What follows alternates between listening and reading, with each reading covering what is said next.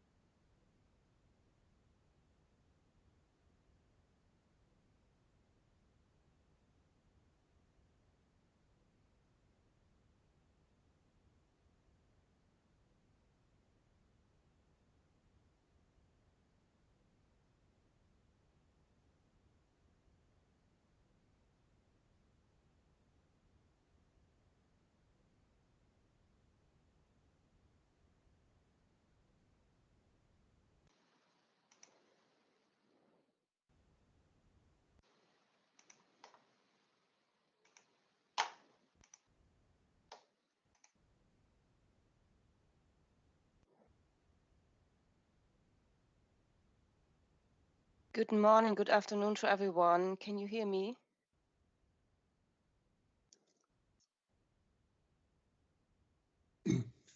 I can hear you. Thank you.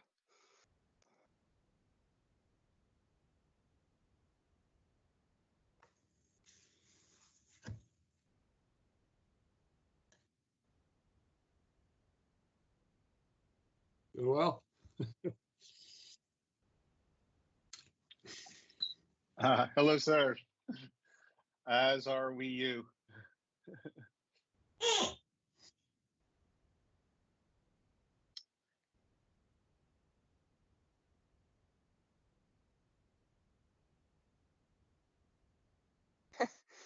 I hope so, sir. Yes. Looking forward. I read through the paper and also saw the entire proposals now. So yeah, very excited.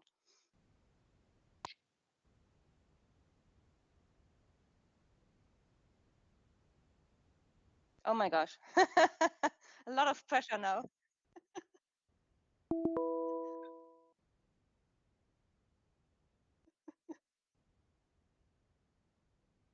Okay.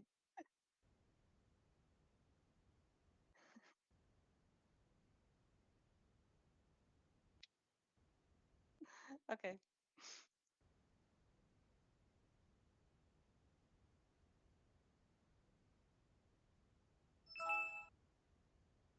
A SARS-like no. virus.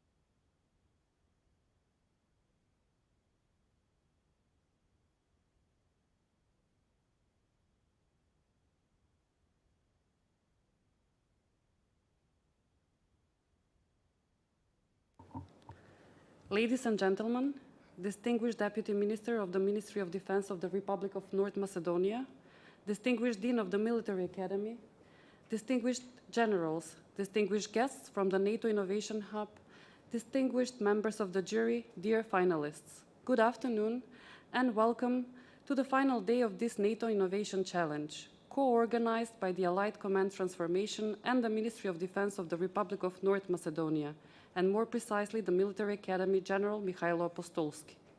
On behalf of the organizers, I would like to express gratitude to everyone who supported the event, and first and foremost to all competitors who sent their proposals and solutions for this challenge.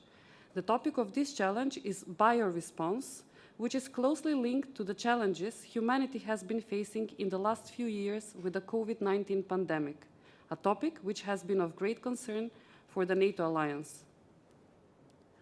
Allow me now to invite the Deputy Minister of Defense of the Republic of North Macedonia to address all attendees of this event. Mr. Deputy Minister.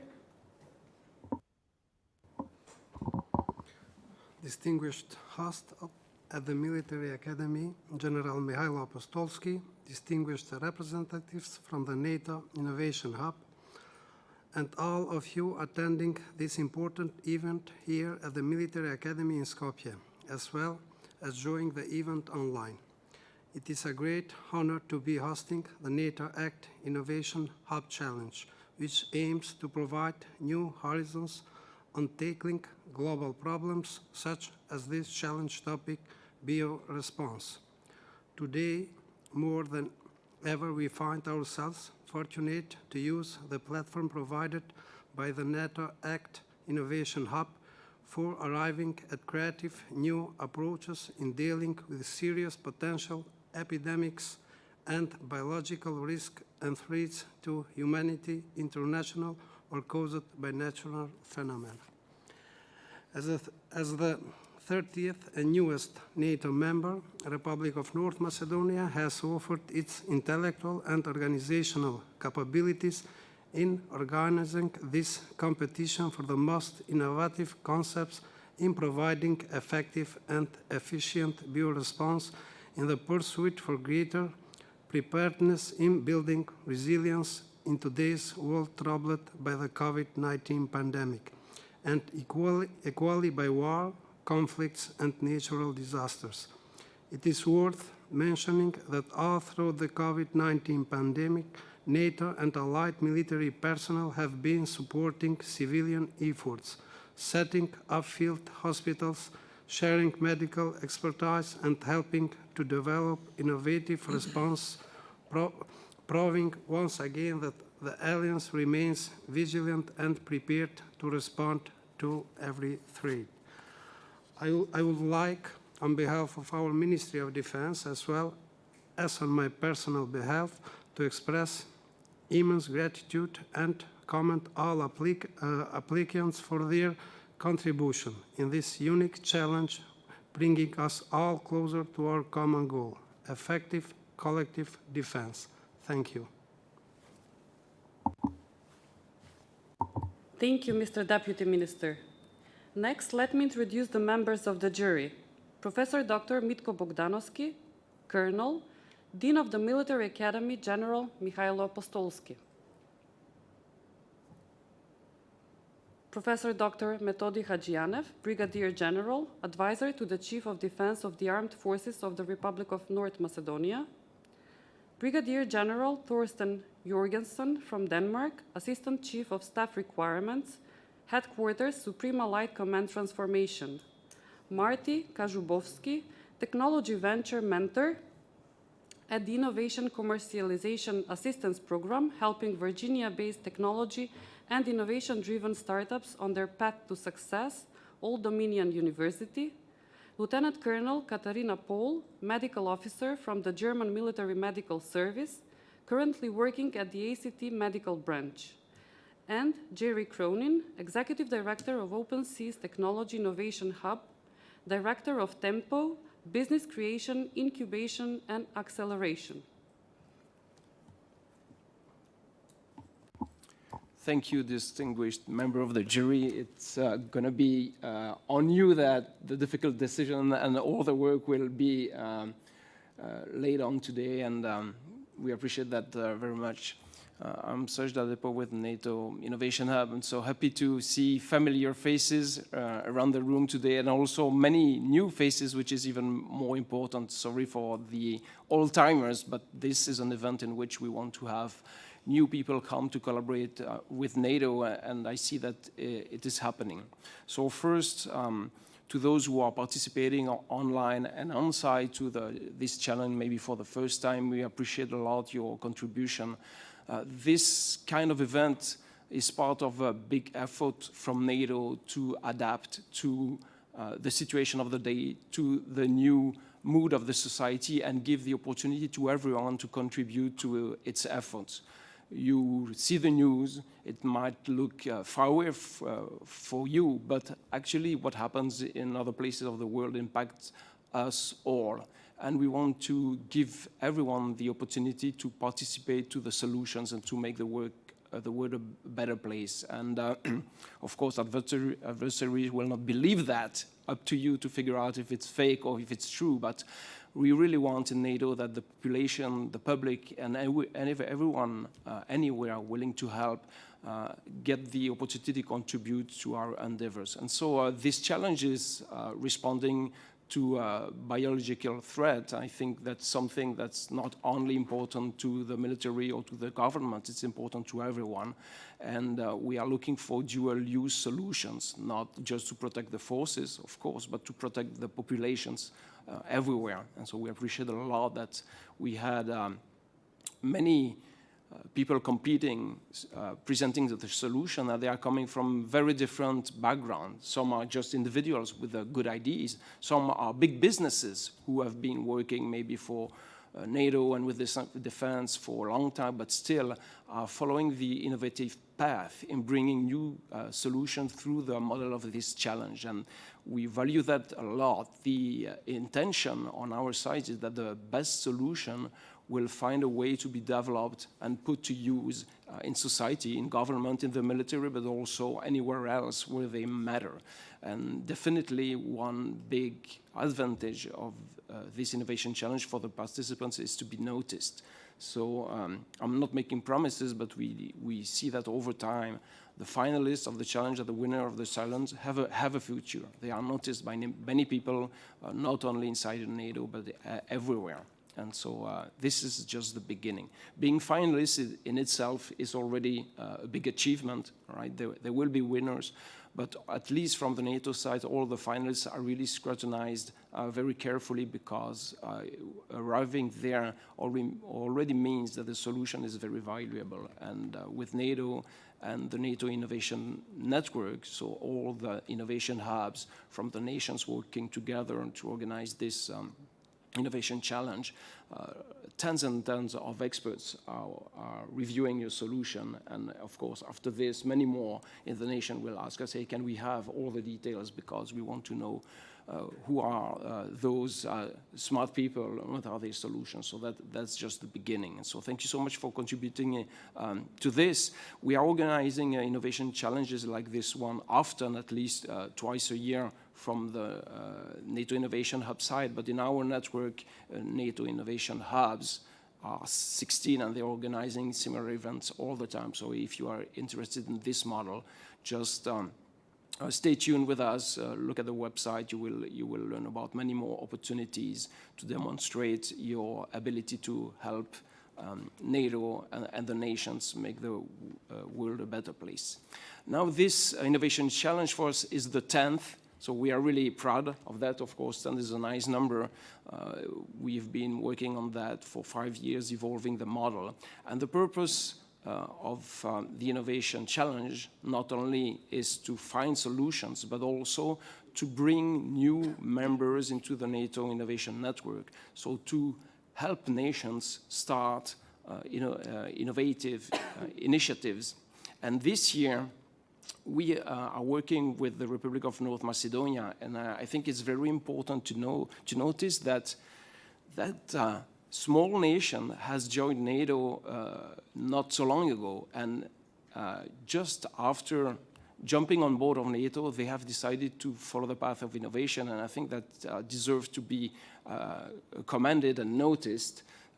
we've been discussing with them for almost 2 years on how to bring the Innovation Challenge to Skopje, and we are now here. Can we believe that? And that's a great achievement. Behind the scenes, there is a lot of work, and I think that in your kitchen, you should go for a round of applause for the organizer and the Republic of North Macedonia. We are now hosted at the military academy, and we have started to learn how everything works over here.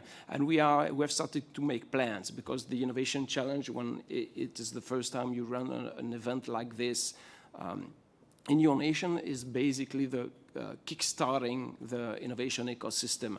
I'm really proud to see that in the finalists there are 3 teams from North Macedonia. So actually it is working, and we hope that we will continue collaborating in the future, so more and more of your local innovators will be involved in NATO innovation, and we can in the future help each other. Just 1 week ago, we were with a big team in Portugal, and Portugal has hosted the Innovation Challenge 1 year ago, and since then we have multiplied the collaborative events between the NATO nations, the NATO Innovation Network hubs, to help Portugal become more and more innovative in the armed forces. And so definitely NATO and the members of the NATO Innovation Network are committed to help North Macedonia to do that. And we have already discussed a few plans, but things will happen in the future. And it is very nice to see that both the society and the armed forces are teaming up to solve big problems.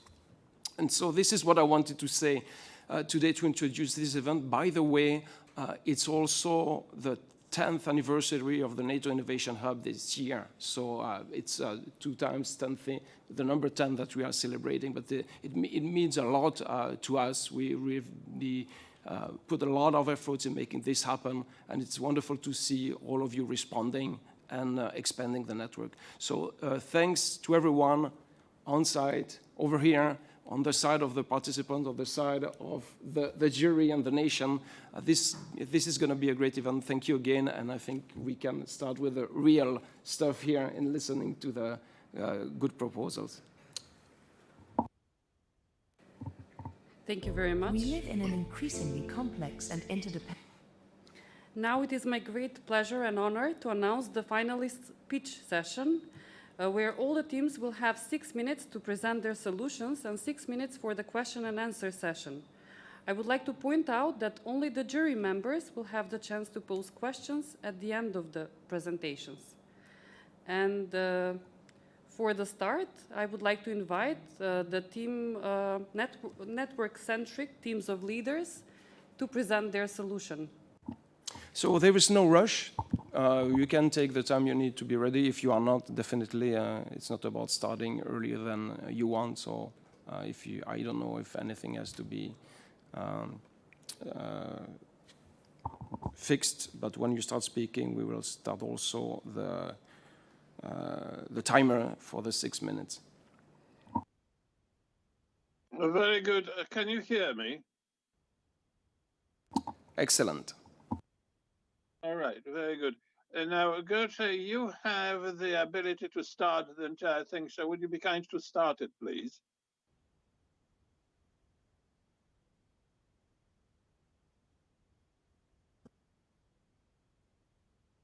We live in an increasingly complex and interdependent world, some audio that goes assaulted with by that that we're not changes hearing. in the environment, Yes. climate, politics, and society. Technology has introduced dramatic changes to the The audio concept and is not operation coming of our on. democratic society. I could play it from my end, I suppose. So you didn't hear the audio, correct? No, nothing. We'll fix that. Very good. No worries. I've stopped the timer. We'll restart it when this is We fixed. live in an increasingly complex and Is it working? Is it working now? Did you hear it? It hasn't started yet. Let's try again.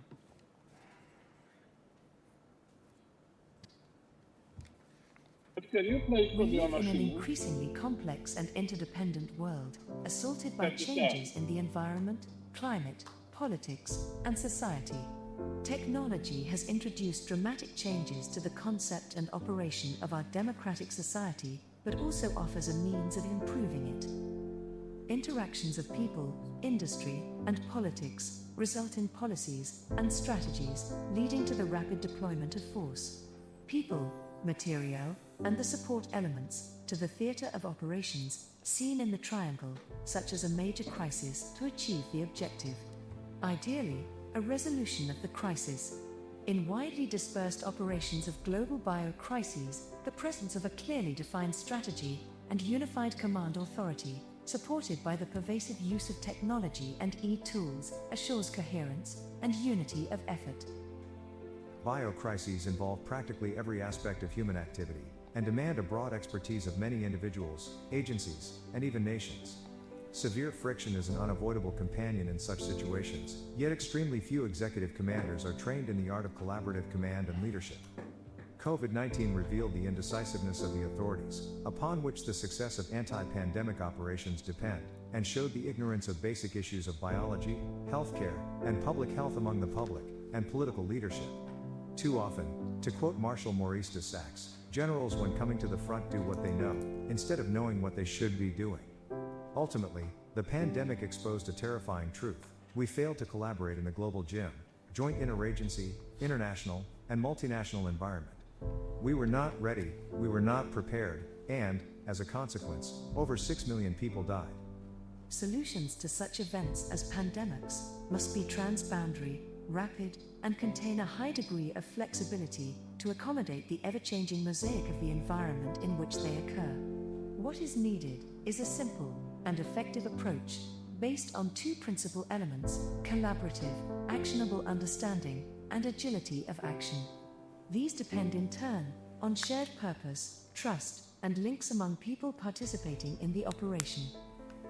The combination of the network-centric metaverse and new forms of training in transdisciplinary and transboundary decision-making based on teams of leaders and OODA loop concepts provides a completely new tool to train and prepare senior executive-level leaders in developing a concept of operations.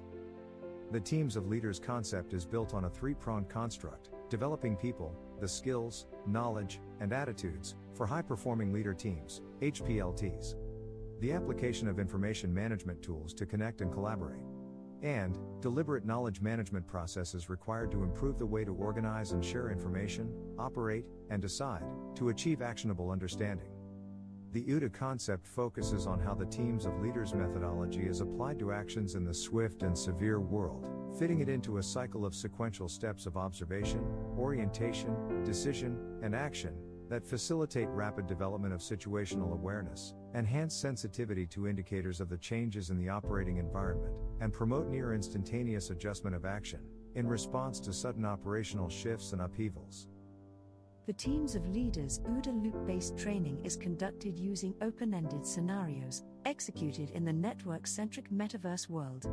In the simplest case, a global pandemic starts in City A. The infection spreads rapidly worldwide. The participants are offered the bare minimum of pertinent information and a substantial load of contradictory facts, rumors, and intentionally falsified reports. The tasks facing the trainees are to develop an actionable understanding which assures collaboration between civilians, military, and law enforcement. Separate facts from fiction. Identify the nature of the pathogen. Determine adequacy of the available support and future needs. Design population support measures. Preserve the integrity of supply chains. Maintain law and order. And assure maximum level of international and global collaboration. All necessary components of the network-centric metaverse exist already, and a series of successful, multinational leader TrainX operations, involving participation of civilian and military personnel, have been performed. Importantly, new internet protocols geared at metaverse operations on a global scale are currently under development by major telecommunication companies.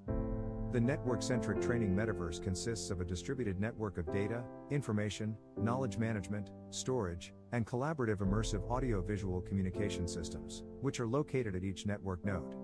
Identical data, storage, telecom, and networking infrastructure exist at major backbone data centers, which are connected to all major telecom carriers and global networks. The local network nodes operate in parallel with cloud-based nodes, which together form a distributed system, which assures maximum redundancy and flexibility of operation. Real-time scenario interactive tools permit exposure of the trainees to unexpected confounders and distractions. The metaverse is based with situational realism, stressful situational fluidity, and unpredictability, unattainable in all other fully open-ended training settings. The trainees learn to be ready, collaboratively establish actionable understanding, and con-ops, meaning concept of operations, within the shortest possible time, and initiate immediate event mitigation.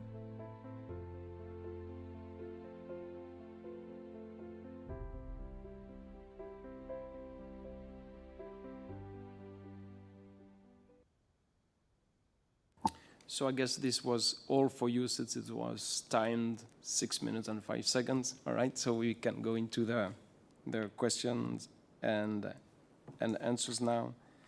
So Katerina, as I was saying before, you can go first if you would have a question to ask. If you don't, you can still think about it later. Do you have something?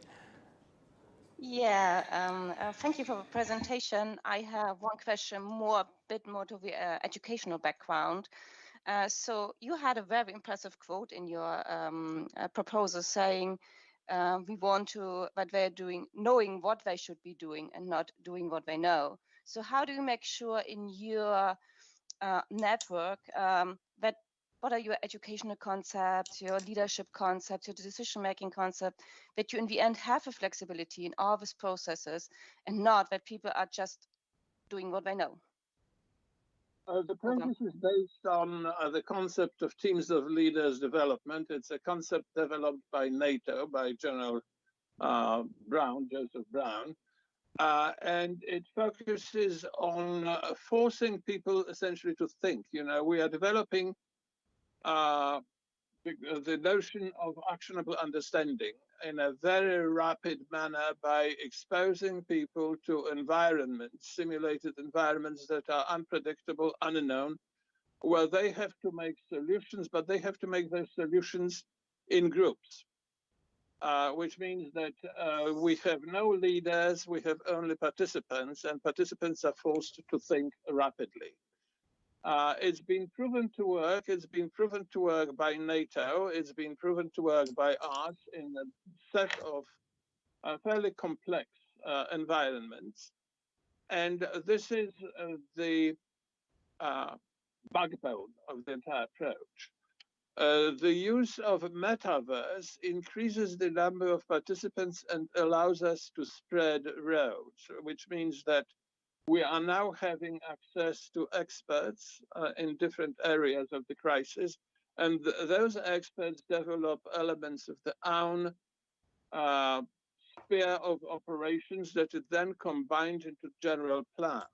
Typically, and to give you an example of one of those operations, we were asked to create a rescue agenda for post-earthquake London, and that agenda has been developed within 6 hours, and right now it's been accepted by Toronto as a plan for, should we say, the highly unlikely event of an earthquake.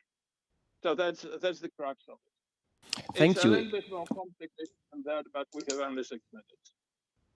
Thank you. Is there a question here in the room? Yes, thanks very much. Interesting pitch, I must say.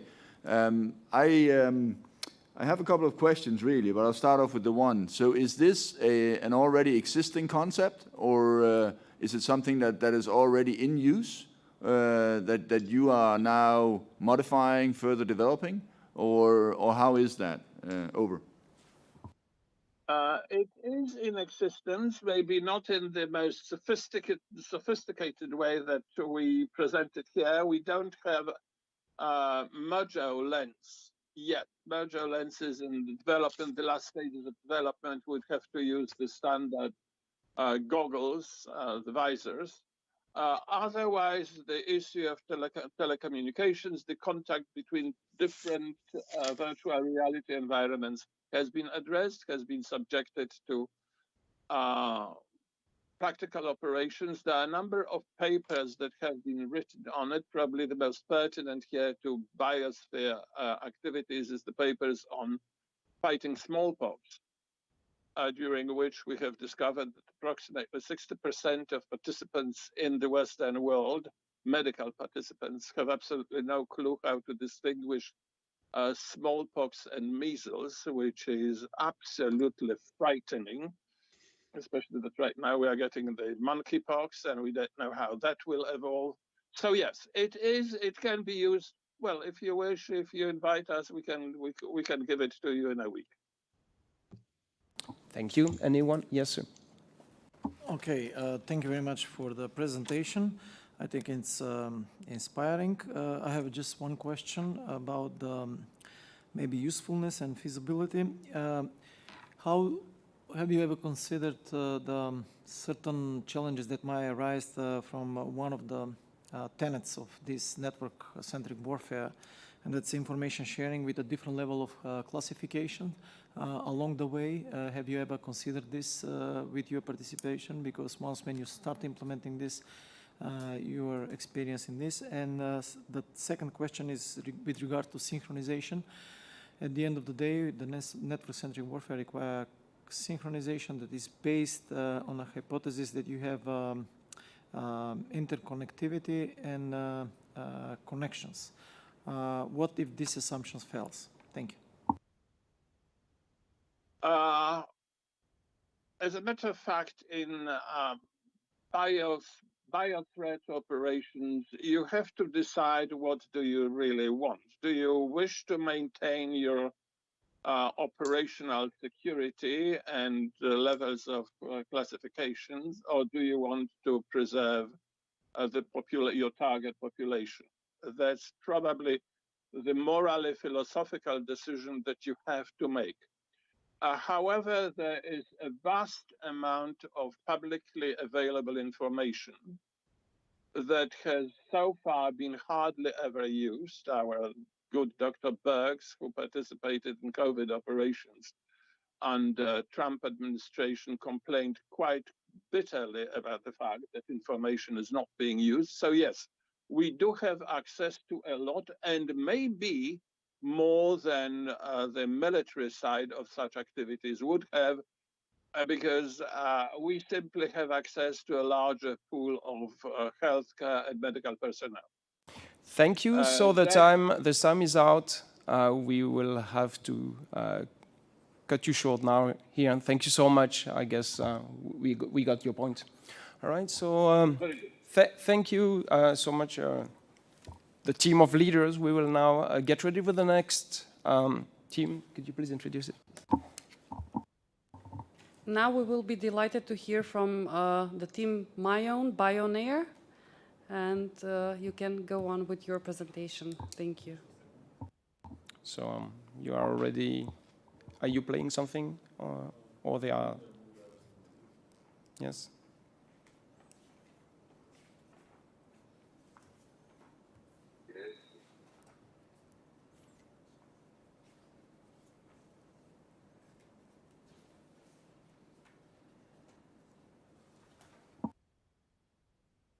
Hello.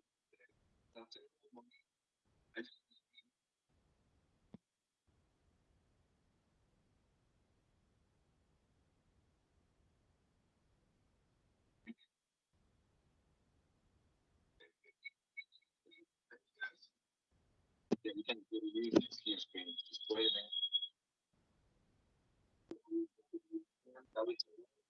You are co-founder of Fidelity, and I am here with Mario Amo, CEO and co-founder of the company and main inventor of Bionair technology. Mario is an Spanish engineer aiming at the development of the cutting-edge technology for security and defense applications based. Wait. Yeah, of course. You are not. You have not started yet.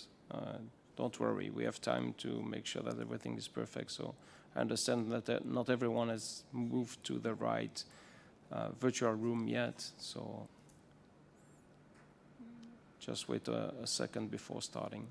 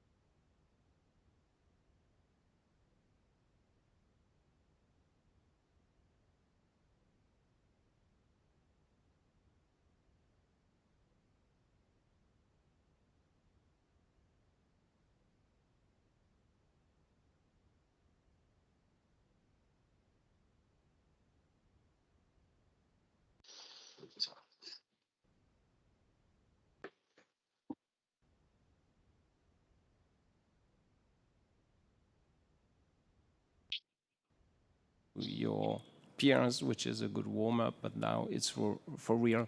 So no rush. Are you ready? Is your microphone working well? Do you want to try?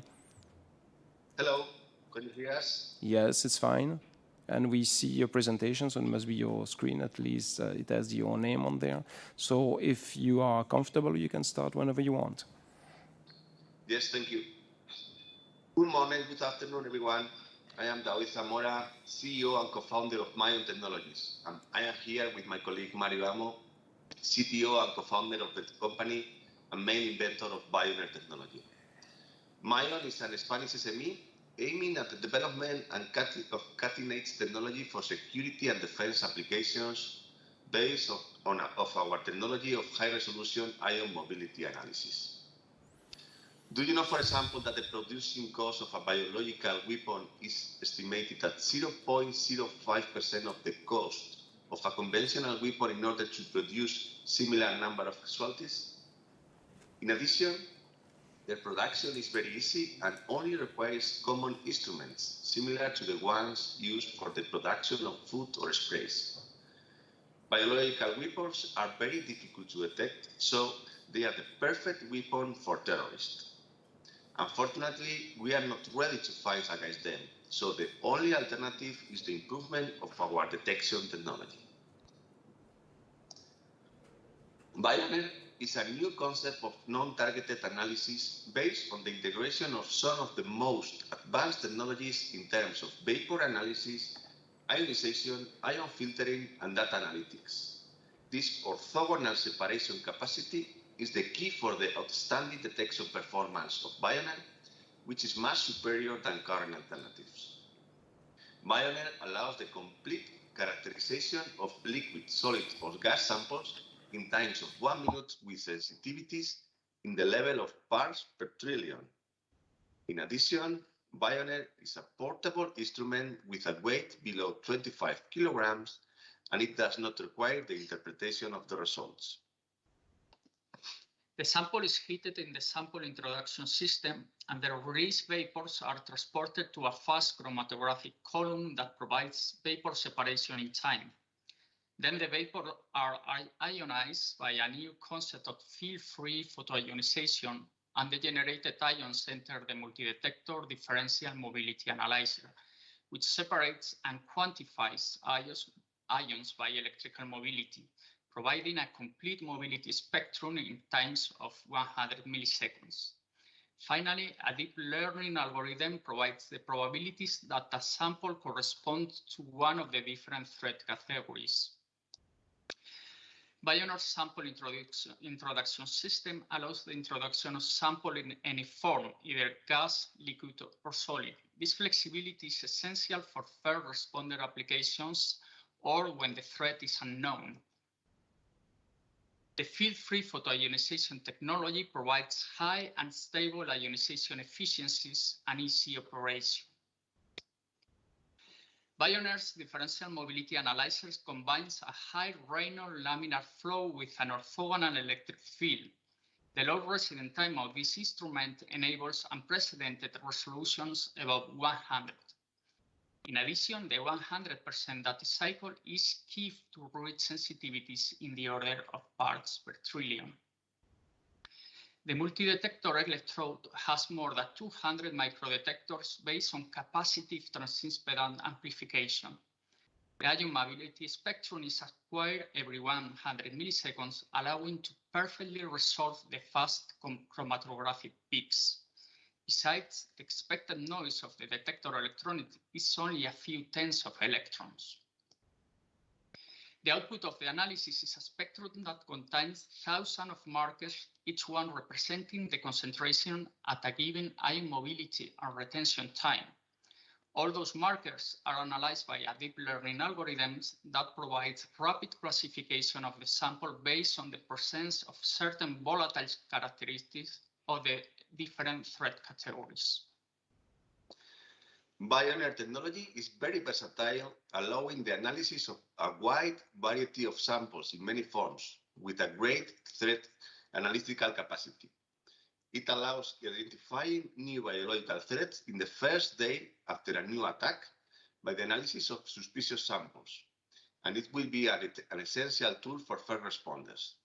In addition, Bioneer will be useful for other applications like biological surveillance, for example, in military controls in the field, and also for forensic activities. Bioneer is based on the optimal combination of cutting-edge technologies, which are at different level of development. But the wide experience of Bioneer's team in the development of analytical instrumentation will allow to test a complete functional prototype in real environment in less than 3 years, and the commercial version of the system will be ready in less than 6 years. Bioneer technology is being developed thanks to the financial support of the UK Minister of Defence within the Defence and Security Accelerator Programme, and with the strategic support of Smith Detection, that has shown a very high interest in the technology. Thank you very much.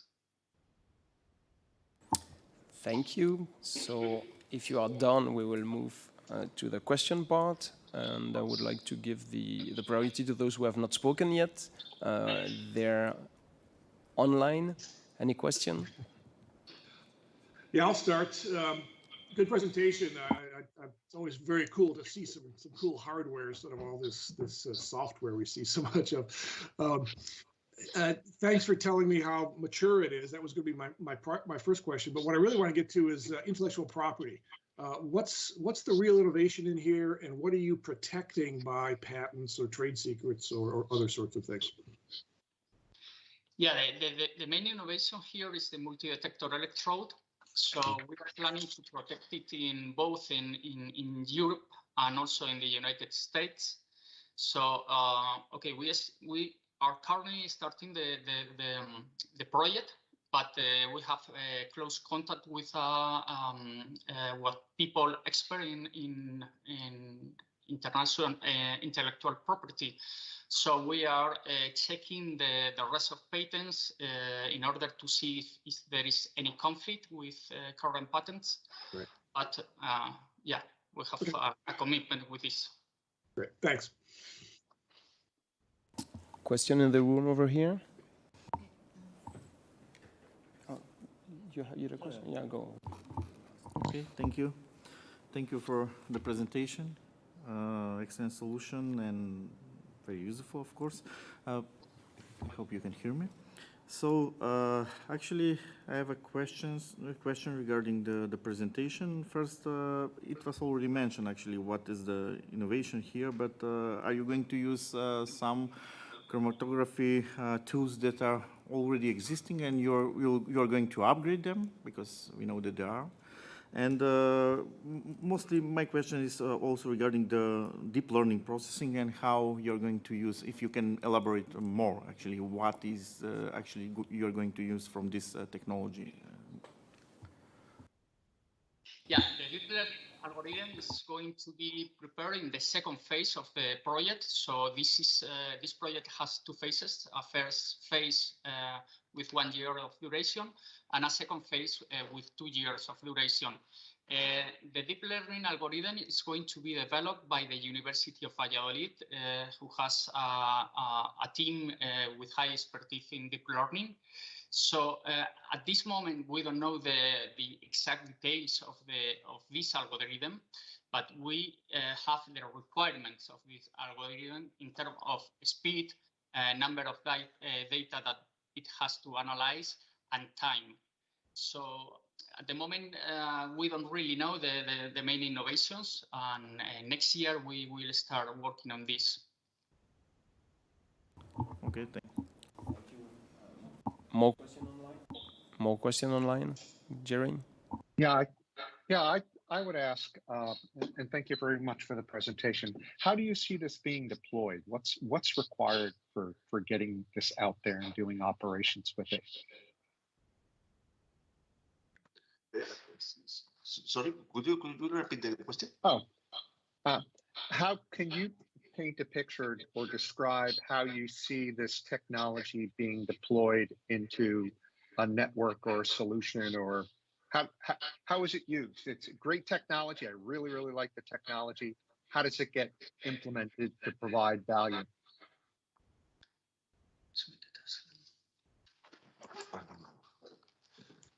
Yes, at this moment, the solution is planned to be a portable unit, but the interconnection with the rest of the solution, of the rest of the elements. So at this moment, we are really focused on the development of the core of the technology, which is all the technology from the vapors to the ions and the electrical mobility separation. So, but the rest of the interconnections are not developed yet. Okay, thanks. Thanks very much. And it also goes to the usability. And the only thing I have left now is really who's been testing it. I understand it's undergoing test.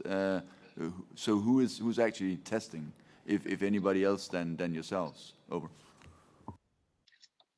So we are in collaboration, or this project, or this technology is being developed in collaboration with the UK or the British government. So during the first year of the project, we are going to reach TRL4. TRL4 means that the technology will be tested in a simulated environment. We will test it in our lab with simulants. But for the phase 2, which is planned for 24-25, the system will be tested in collaboration with the British government in their facilities, specifically with the DSTL, the Defence and Security Laboratory institution in England. Great.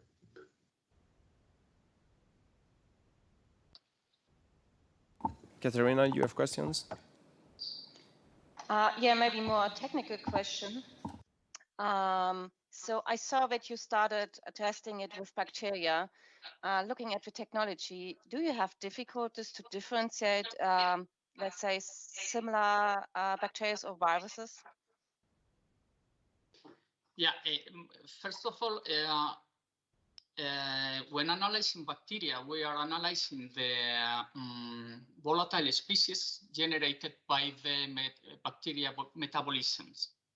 So at this moment, we have tested the technology with 3 different bacteria, and under laboratory conditions, the difference were clear. So, but in the field, things are much more difficult. So we have to first complete the prototype, and then we will test it. Regarding viruses, a viral particle is much bigger molecule, a vapor molecule. So this technology is not, or this version of the technology is not appropriate for viruses. We are working in another project,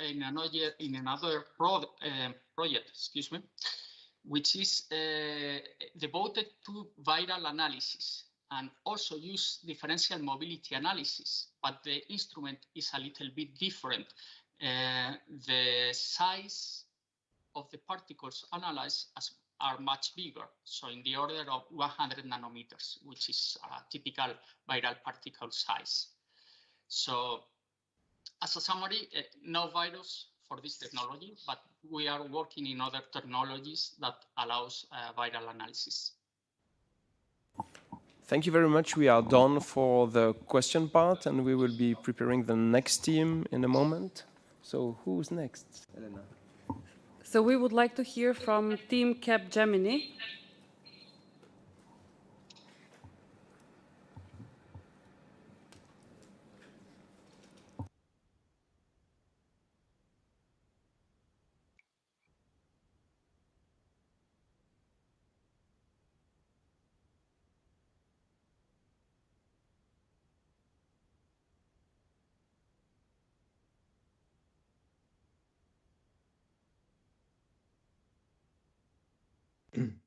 Can you see our screen?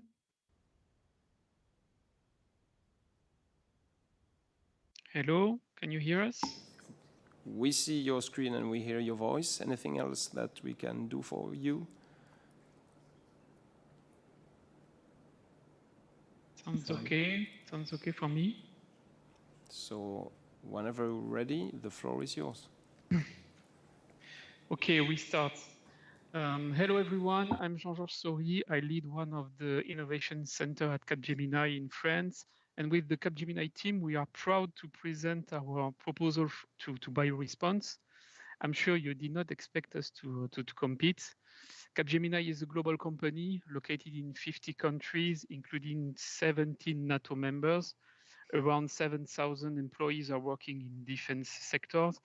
We transform and manage our clients' business by unlocking and leveraging the value of technology with open innovation, including startups and SMEs. And we address all needs from strategy and design to transformation and operations. And while reading the stakes of your challenge, we immediately made the link with two of our already deployed and proven solutions. The solutions include specific sensors, data centralization, visualization, and the decision-making system. Then our proposal is to reuse all these assets and to adapt them to BioResponse, and especially to any kind of biological sensors. This adaptation phase is made easy by the use of standard technologies. Biological sensors can be deployed on fixed or mobile locations using any kind and all-speed connectivity technologies. Doing that, we are able to propose a reliable, flexible, and proven solution to warn, assess, and manage biological and other type of threats. Our solution is useful, a centralized and packaged solution, deployable at scale, fully redundant in case of disaster, power supply, network, and infrastructure. Our solution is innovative.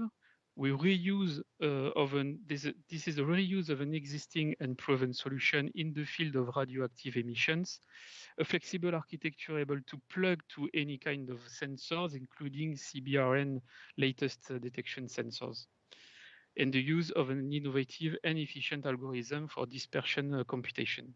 Our solution is feasible for near-term implementation.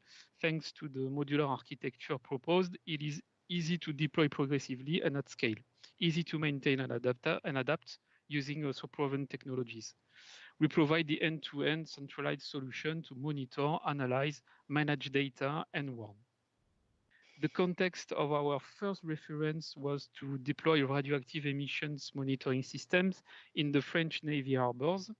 We are leading a consortium of 7 partners, including 4 SMEs. This system consists of fixed sensors installed in naval bases and mobile sensors connected to a supervision system. Thanks to its network of sensors, our solution monitors the local radiological situation and triggers different kind of alerts when an incident or attack occurs. Then a forecasting system produces maps that reflect the current situation and its likely evolution. The analysis system is also used to simulate situations and those train the intervention teams. And our decision-making systems allows to visualize the current radioactive situation and its likely evolution. It is based on a cutting-edge Lagrangian approach for dispersion, coupled with 3D computational fluid dynamic calculation for flows. This allows precise, highly consistent, and very responsive results. At Capgemini, client trust and satisfaction is in our DNA. And who else can better talk about us than our clients? Lieutenant Commander Mathieu Beckmer, French Navy staff, confirms our ability to develop and install the new and innovative nuclear monitoring system in Toulon port in only 2 years. We then install it in 3 other naval bases, and since 2019, we are maintaining and still adding new functionalities. Thanks to our second reference called Symbiose, Capgemini can couple codes developed by the French Institute for Radiation Protection and Nuclear Safety to study its radiological consequences. In this study, the loss of coolant of the spent fuel pool was simulated with Aztec code, and the obtained source term was given as an input to Symbiose. Symbiose allows modeling radiological consequences during the loss of coolant and evaluation of the influence of uncertain parameters on the released source term. Through a statistical analysis, Capgemini can characterize the influence of uncertain parameters. This could be extremely valuable in confined environments such as building, and adapted also to biological sensors. Based on our described references, we propose a versatile and modular architecture able to be deployed tactically on any location, from the local to global and interconnected deployment. How to start? This is a pragmatic and agile approach. First, by deploying the solution, including data centralization, visualization, and decision-making system. Deploy one site with fixed or mobile sensors, and then deploy progressively new sites and units. BioResponse could be fully designed and deployed rapidly. We can even embed our native solution for nuclear and radiological issues, and also through limited developments, a solution for chemical ones. I hope that you better understand now why we wanted to be part of your challenge and the full expertise we can provide. As you can see, we are ready to start the project with you and find a date for our first workshop. Thank you very much for your attention, and we will be happy to answer your questions. This is what will happen right now. So do we have questions here in the room?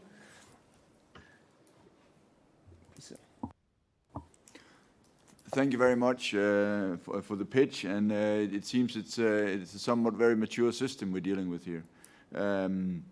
I would be interested in hearing a little bit about what you've been thinking in terms of interface or integration this system and into the wider NATO, which doesn't consist of one particular system, but a multitude of systems. Thank you.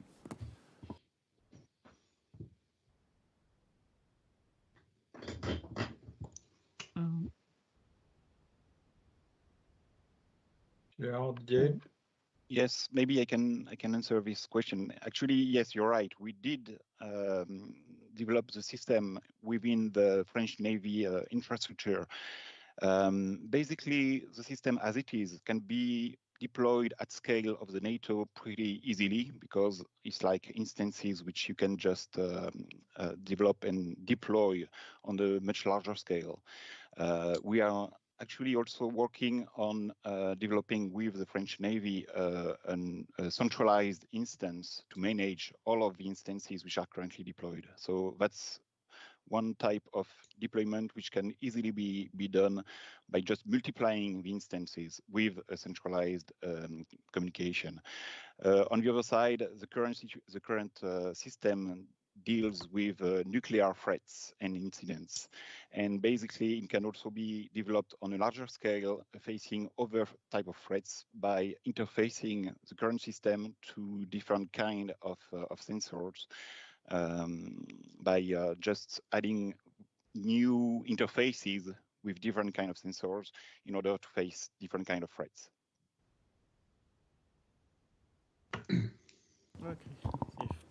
Okay, thank you. Thank you for the presentation. Excellent solution as well.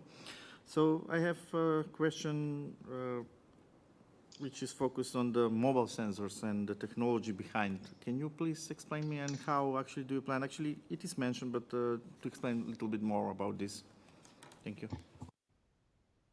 About the mobile sensors, you said? Sorry, Yes, and technology that is becoming behind the mobile sensor, which technology they are based on? Well, so the mobile sensors which are currently deployed are nuclear sensors. So they basically detect the presence of rare gases within the atmosphere. And they are used currently as well, you know, if the fixed system is down because of an attack or something like that, then we are able to deploy those particular sensors. Currently only on the French navies, but we are working on being able to deploy them on the whole French area.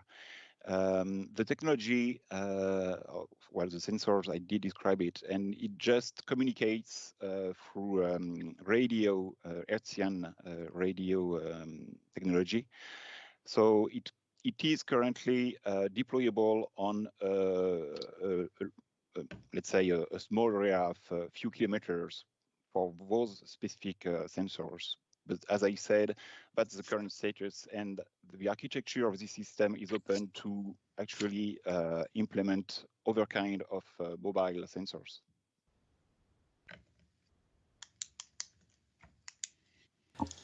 Okay, just a short question. Thank you very much for the presentation. How adjustable is this system to the different decision-making processes?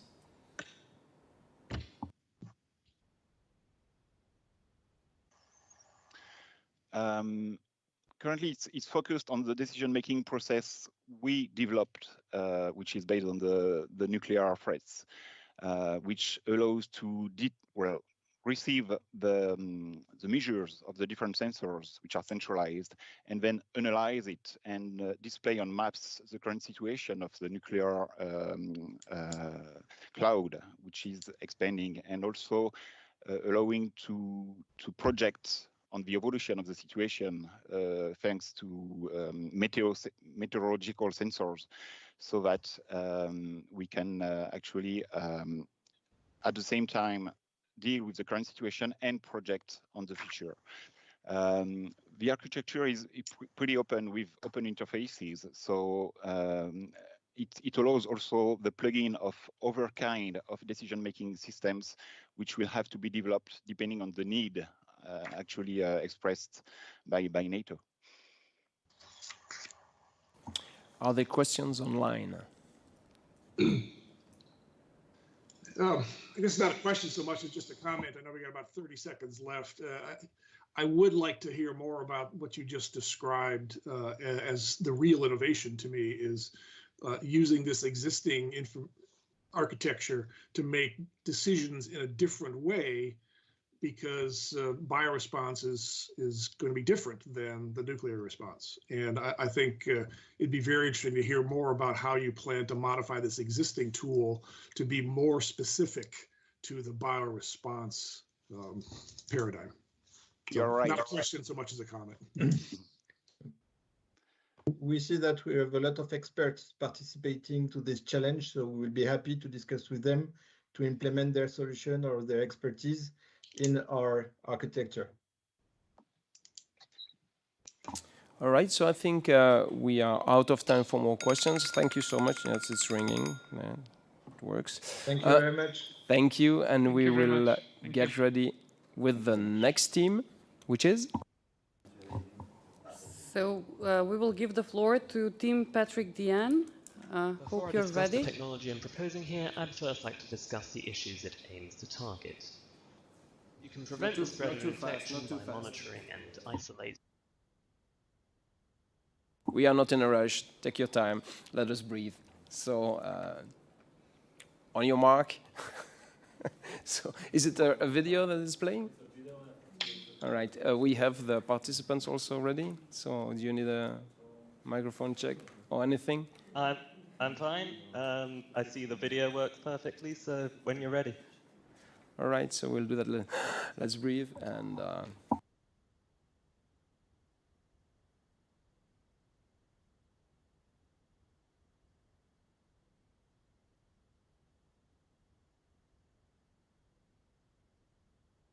Before I discuss the technology I'm proposing here, I'd first like to discuss the issues it aims to target. You can prevent the spread of an infection by monitoring and isolating contaminated food and water, contaminated surfaces, and infected individuals. Pause, please. It doesn't seem to be coming over to... Wait a minute. Is it coming over to YouTube? No, it isn't going to YouTube. I'll present it myself. Give me a second. I'm turning it on. Hold on. Where's share tray? There's share tray. And share to the video. Okay, can you see the video? Yes, we see that. Okay, I'll start playing now.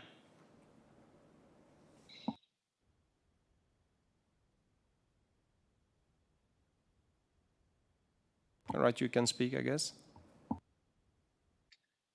I hear no sound. Oh, okay. Oof. So, is it that you want to speak over the video, or should we play the video? No worries.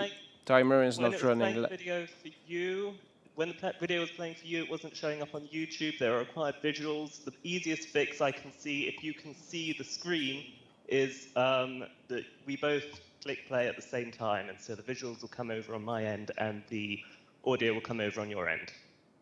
All right, okay. the way you want, no rush. You know that the timer is not running. When you are ready, we can start. Okay, we'll both click play at the same time, and then it should hopefully work. Get it to the beginning, and we will both click play simultaneously on go. 3, 2, 1, go. Before I discuss the technology I'm proposing here, I'd first like to discuss the issues it aims to target. You can prevent the spread of an infection by monitoring and isolating contaminated food and water, contaminated surfaces, and infected individuals in the case of contagious threats. There are conventional methods to detect the first time these I vectors, can see video but and hear they sound. have their own issues. You could they see require video. manual recovery of samples, which requires public cooperation. Let's try the original method. Okay, play the original. Just play it the way that we used to. All right. So we need to get the quality to the jury, not to YouTube. So we need to make a decision there. But right. Yes, okay, because if the jury is not hearing, the jury will not be able to take your presentation to account. So this is what you want, I guess. All right. We can still share the video with the public later on as a recording, so you will also have that audience. So it's better to focus on the team's sound now, if you would not mind. Sorry for this. So you can start over. No problem. There is time for that. Listening on YouTube as well, but if all of them are listening to the call, it's nice. It's nice to have, but actually the important people are on the team app. Okay, if you just play the video on your end, then it'll be fine. Before I discuss the technology I'm proposing here, I'd first like to discuss the issues it aims to target.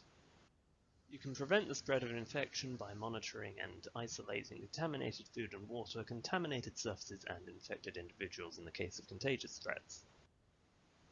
There are conventional methods to detect these vectors, but they have their own issues. They require manual recovery of samples, which requires public cooperation, and even then it will only provide a snapshot of the state of infection at the time the sample's taken instead of continuous monitoring. It will also require intensive use of professionals and volunteers in order to recover these samples, which can be expensive and difficult to coordinate. In addition, you'll need to refrigerate the samples once you've taken them, because samples can degrade and therefore it can cause issues. Now, refrigeration of samples has its own issues. Sometimes an environment will have low infrastructure, no electricity, and therefore you won't be able to refrigerate the samples. This can be an issue in terms of infrastructure damage from flooding, for instance, or if an economy is developing, it may not have the infrastructure there anyway. The technology I'm proposing sidesteps these issues. Selective bioluminescence. You could make a system that glows in the presence of an infectious agent and place this in situ on the ground. You may be asking how strongly this system can glow. This is how strongly it can glow. This is a cat that's been genetically modified to glow through the introduction of green fluorescent protein, and it is completely obvious. How can you do this? Well, you can genetically modify a safe yeast to contain red fluorescent protein constantly and green fluorescent protein when STAT3 is active. You can also add B-cell receptors from mice. B-cell receptors can detect an infectious agent and then send a signal through a complex signaling pathway highlighted here, eventually leading to the deactivation of STAT3. Without STAT3, the green fluorescent protein turns off, so the system glows red. Without the infectious agent, the whole system glows yellow, so it will be very obvious. Once you've developed this system for one infectious agent, all you need to do is change the B-cell receptor and you can detect any other infectious agent. The color of the system can easily be changed by changing the fluorescent proteins involved, so you could include different colors for different infectious agents, making a system which detects multiple at the same time if you mix them. The system will likely be self-replicating in the presence of nutrients and water, and therefore it will be very cheap to mass manufacture. The system could be introduced to water in order to detect contamination. You may want to do this with samples, just in case you have any ethical concerns with immunocompromised individuals drinking the water, and if there's enough of the yeast there, then it could cause issues. But if you spray it on surfaces, there isn't ingestion, so you're probably much safer to spread it far and wide. It's cheap to manufacture, so you can just spray it on door handles, chairs, etc. to very quickly determine whether or not there's anyone infected in the area. If you placed it on walls of farms, you could detect if animals are infected and therefore prevent the spread of disease in farms, preventing economic damage from required culls, and that's all very useful. You don't need to recover samples to detect infected individuals with this. All you need to do is spread the surfaces, and therefore you don't need the massive volunteer effort. You just need a small effort at every few days to spray the system on various surfaces, which is going to be much easier. And it will also provide consistent monitoring of the state of infection instead of a snapshot, which could avoid missing a few individuals, which, if you're doing early contact tracing, could be devastating to your efforts to control the spread of disease. Now, the system can also sidestep the need to refrigerate samples. It's all done on site and all instant, and therefore you don't need to keep a large stock of samples all frozen.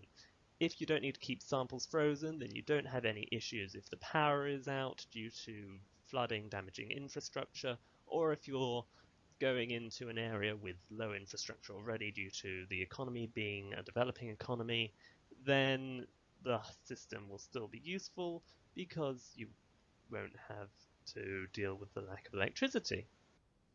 Now, there are some broader applications. You could use it to identify if a biological agent is capable of human-to-human transmission by placing an infected individual in a room and seeing how far the system glows around them. It can detect if only things they touch are infected or if things at a wider distance are. You can detect how far the infection spreads from a stationary individual to determine whether it spreads through droplet or any other means.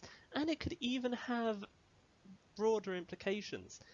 Chemical weapons all target specific human proteins, so if you modify the system to glow if a particular protein is disrupted, then you could detect a chemical attack, spray it on a door handle, and you could prevent an individual from being harmed. If you make it release an antitoxin upon detection of a chemical weapon, then you could even make the chemical weapon useless. You could even use it to detect the chemical weapon when you're trying to clean it up afterwards and make sure it's completely gone. You could also use it in disease eradication programs. STDs cost the US $16 billion alone, and if you could use the system to cheaply make an effort to eradicate STDs, it could pay for itself in due time. Here are my sources. I look forward to your questions. Thank you. Catherine, do you have questions? Yeah, a couple. But the first one, maybe, do you have any existing examples related to biological threats? I mean, fluorescent proteins are used quite widely in research to detect infectious, well, maybe not even just infectious agents, but really any activity in a cell. So I don't have the system developed. It's a blue sky theory, but it's very innovative.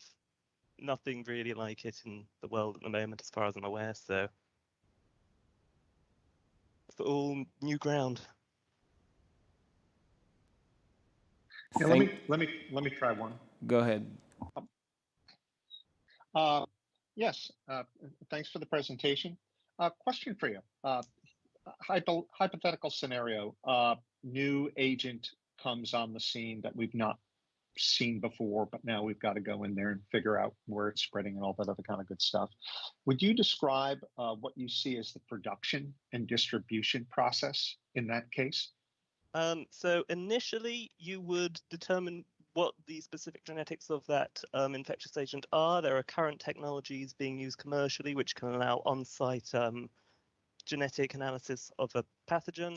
So you could detect the genetics of the disease and then use that to determine which regular proteins, which sugars are present.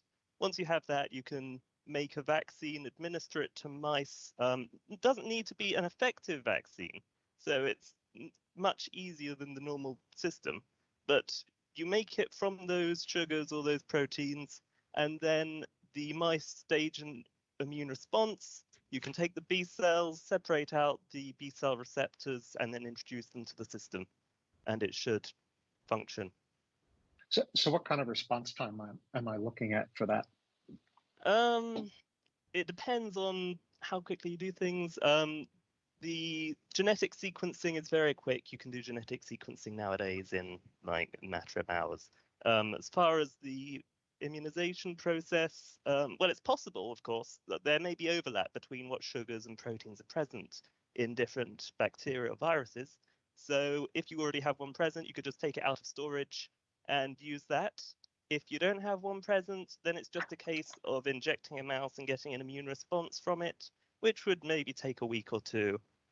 That's usually what happens with humans. You get a week or two and then the antibodies build up. So you get the B cells from there, and then it's a simple process to just adjust the gene over from the mice B cells to the system, which would just take a few seconds, and it's just expanding it out, which may take a few weeks. So probably may take a month or two for a new infection, but if you've got a few infections that you're already concerned about, with COVID, we knew coronaviruses were going to be a problem for a long time.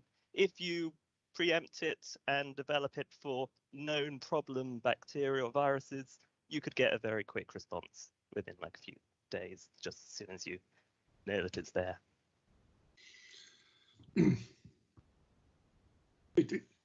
Serge, if I may, very quickly, I understand that you wouldn't have to refrigerate the material, but do you anticipate any sort of shelf life issues? I mean, how long could you have this stuff prepared and know that it would work when you need it?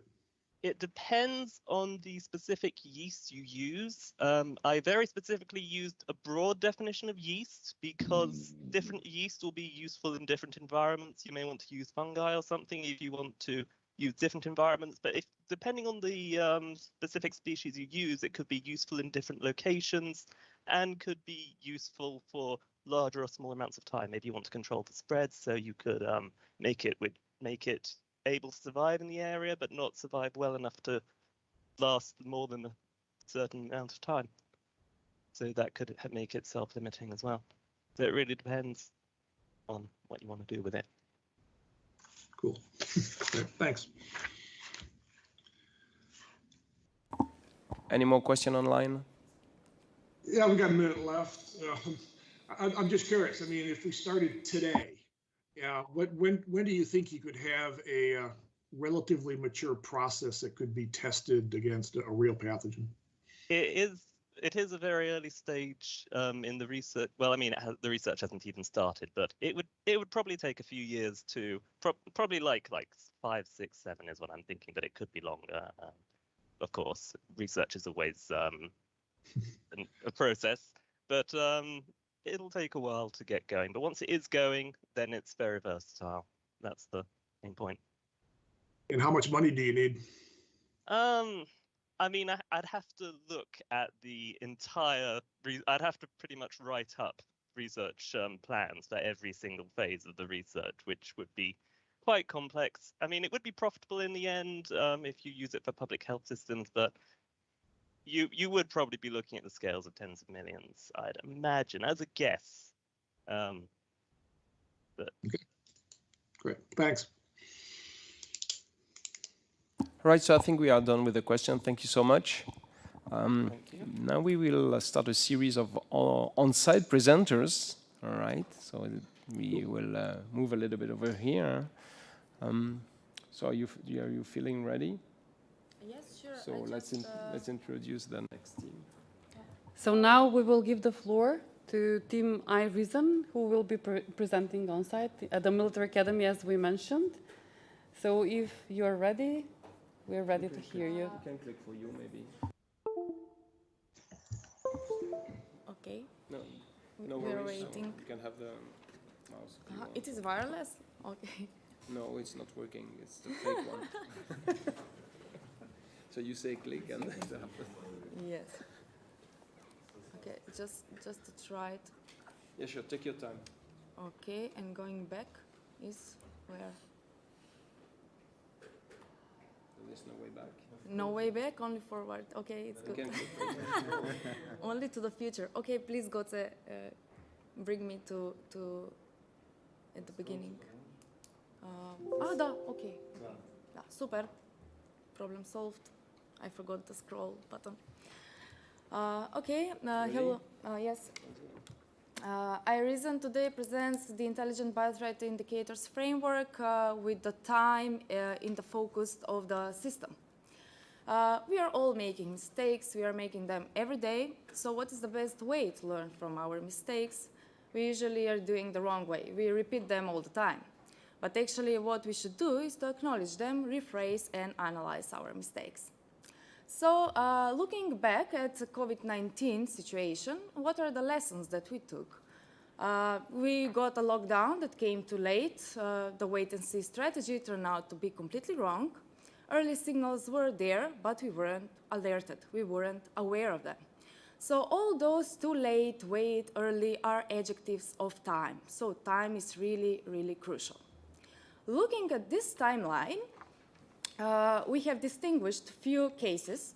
Probably you remember the anthrax in 2001 that happened in the USA, but do you remember the very same thing that happened in the Soviet Union in 1979? Probably you do not remember, and that is really natural because people are forgetting things all the time. So having in mind that there are novel viruses, bacteria, toxins, how we can know if they are enemies or friends? They can be both, but how would you distinguish? Okay, what is our solution? Is that we are proposing independent monitoring of global biological threats in real time. Let's use the power of media. We are overwhelmed with news. They can be fake, they can be real, but taking in account those sources that are biologically relevant, we can do many things and come up with really, really useful information. Just a moment, sorry, it is, okay. So let's ask the common journalist questions. like who did it, what are the consequences, where it happened, and when it happened. Extracting those entities, we have arrived to our framework, which is ATGC, or it is the agent, the threat, the consequence, the location, and the time. Having those facts, we can create knowledge graphs of facts. So connected facts can never be lost and can never be forgotten. Once we have a complete knowledge graph, we can perform some intelligent algorithms. We can train them to cluster our knowledge graph by observing those biological threats that we are interested in. And those are whether that is outbreak by accidental release of a pathogen, or whether there is some naturally outbreak of a new disease, maybe of unknown endemic disease, or it is a kind of intentional attack.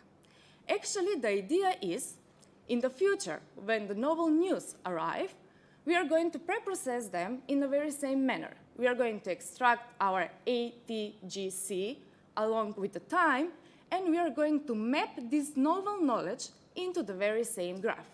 Mapping the very same knowledge into the very same graph, we are going to obtain some clustering, some classification of whether we have some intentional attack, whether there is some natural cause disaster, etc., etc.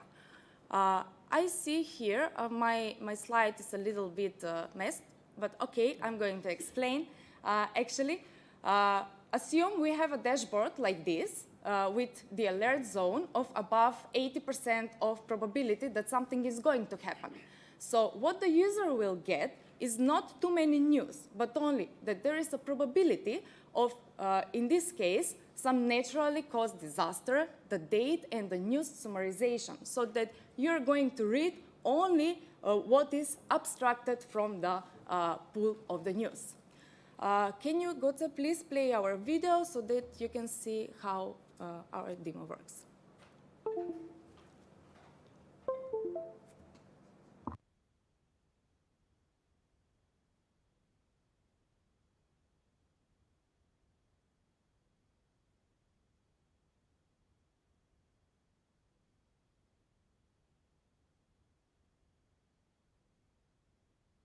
A SARS-like virus, which has infected hundreds in China, has now reached the United States. Airports around the world are stepping up health screenings on passengers arriving from Wuhan, China, the epicenter of the outbreak.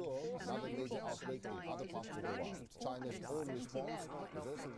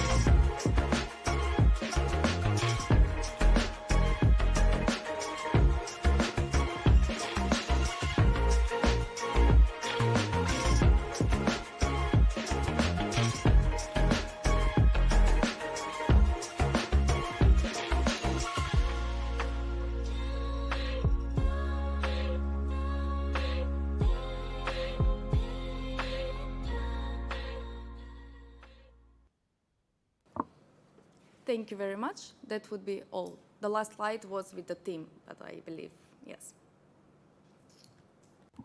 All right. Do we have questions online? I'll throw one out. Obviously, this use of knowledge graphs goes back many, many years and has been used in many contexts, intelligence community in particular. What specifically is unique about using it now for this sort of bioresponse? Okay, what is unique about our methodology? Yeah. Okay, those algorithms that we use are actually state-of-the-art in the natural language processes, which is in pretty much expansion these years. And there is no such solution that aggregates all the news from those relevant sources. If you take a look at those relevant sources, you will see that they are doing some statistics, some analysis, but there is no single aggregator that does it from all of them. What we want to achieve is to aggregate them in real time, make this knowledge graph, and then perform immediate real-time prediction on any other novel news. And of course, alert if there is a need of that. So it is a completely new solution. Of course, it is comprised of existing algorithms, but they are not trained to be intelligent yet. So that is what we are doing. We are training those algorithms to be intelligent and to perform accurate predictions. Do we have questions over here? Yes, sir, please. Okay, thank you very much. Just two short questions. Who will train them? Who will train the artificial intelligence? And how are you going to define the threat assessment matrix? Because it is very important then to distinguish and fuel the data and done the data analysis. Thank you. Sorry, the training process will be done by our team, the employees of iReason. And how we are going to be sure that the things are doing good. Actually, we are going to label the data at first. It's going to be a kind of a semi-supervised process. We need to take experts, from domain experts, to label the news, upon which we are going to perform the training of the intelligent models, and we are going to label a separate data set that is not going to be included in the training process. It will be a validation, a testing set, according to which we will measure how accurate is our algorithm. Of course, we will also measure by human metrics, meaning we are going to take some mean opinion score about human experts that are going to be involved in the complete procedure. We are going to evaluate our algorithm on previous mistakes. How our algorithm avoids the mistakes happened in the past. That's our idea. Someone else? Yes, sir. Thanks very much, and thank you for this pitch. A couple of brief things. What the explanation you just gave right now, is that also what would counter any fake news intervention in that? And if I just may, before you answer, one question for you also. How do I run this? Is this on an iPhone? How does this get to me? Thank you. Okay, to avoid any fake news, that's why we are going to take only the relevant sources, so only the news that are believed to be true. So we are not going to analyze everything. That's why we focused on the, 10 maybe sources that provide biological data. Considering the solution, we do not prefer for it to be mobile solution until now. It is going to be web solution that can be easily scaled, modified to be mobile solution if you please. Online. Yes, Jerry. Do you have time for a question, Serge? Yeah, sure. I've got a question. You're kind of throttling down or restricting down to what you're calling trusted biological sources. But I'm thinking back to Google and the Center for Disease Control, looking at generally available information and being able to predict pretty well outbreaks of flu. And it would seem if you cut off that part of data, potential data sources, you might be missing outbreaks. Can you comment on that?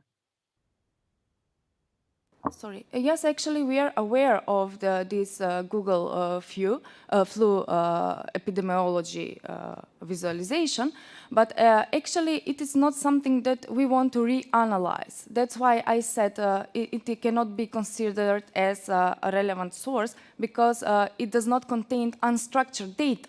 It contains all the visualizations, so this data is already pre-processed. There is no need to pre-process it again. We can connect our system with this visualization, so that would be add-on value. Well, I was thinking more of the general information coming in off Google, not flu per se, but information from news feeds and things going on around the world, which are not validated biological sources, might be early indicators. Okay, that's a good suggestion. Thank you very much. Anyone else? Anyone else? All right, so we are good. Thank you so much. Oh, yes, please.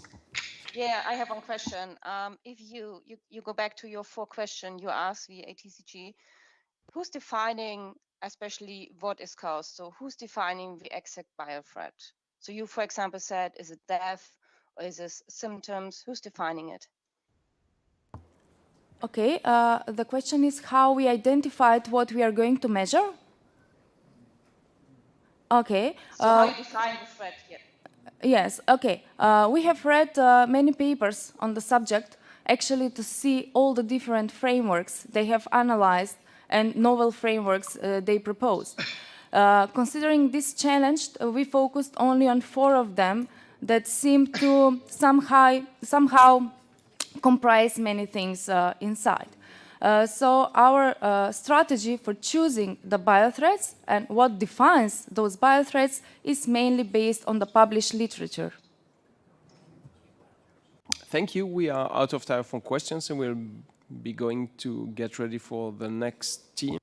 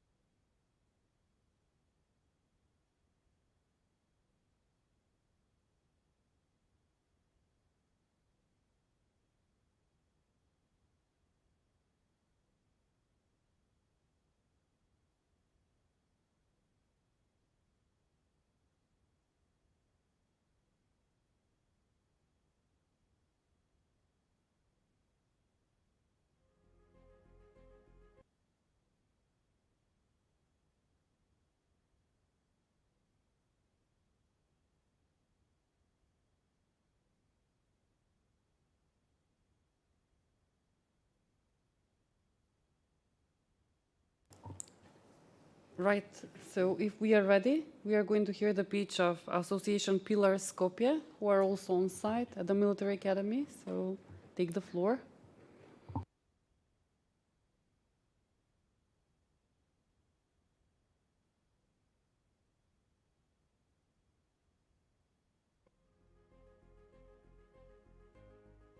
Biothreats inflict various environmental and health consequences in a short amount of time. Therefore, it is imperative that they are confronted as early as possible and that during their confrontation, all of the decisions are made carefully with real-time data and highest possible accuracy. As the president of Association Pillar Skopje, I am thankful for your opportunity to present our bioresponse solution here today.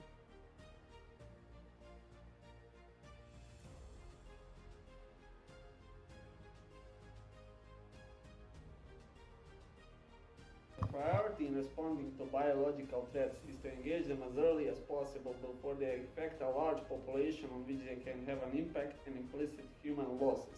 This solution proposes a biothreat early assist and response command system which is capable of managing a wide area, analyzing and identifying biological threats within it through multiple early identification systems and state-of-the-art command and control tools. Features of Bear command system include biothreat monitoring of a GIS-defined area of operations, detection and identification of threats, detailed threat report, operational biothreat situational knowledge, and extensive hazard assessment in real time. The implementation of such a system is crucial for the results of the commands and units that operate in different conditions because it gives the opportunity to the commanders to make the best decision to divert the biothreat in a timely manner. Furthermore, Bear command system is fully mobile, which ensures that it is able to be rapidly deployed to any area of operations in quick succession and act as a support element to the tactical units conducting operations in the area. Moreover, it conducts mapping of the risk areas and possible spread directions of the biothreat based on the data collected in real time. Hi, I am Recep Mustafovski, Special Consulting. The innovativeness of Biothreat Early Assist and Response Command System will be the integration of machine learning, existing modern technologies, and tools into a single interoperable entity capable of rapid deployment in case of a biothreat.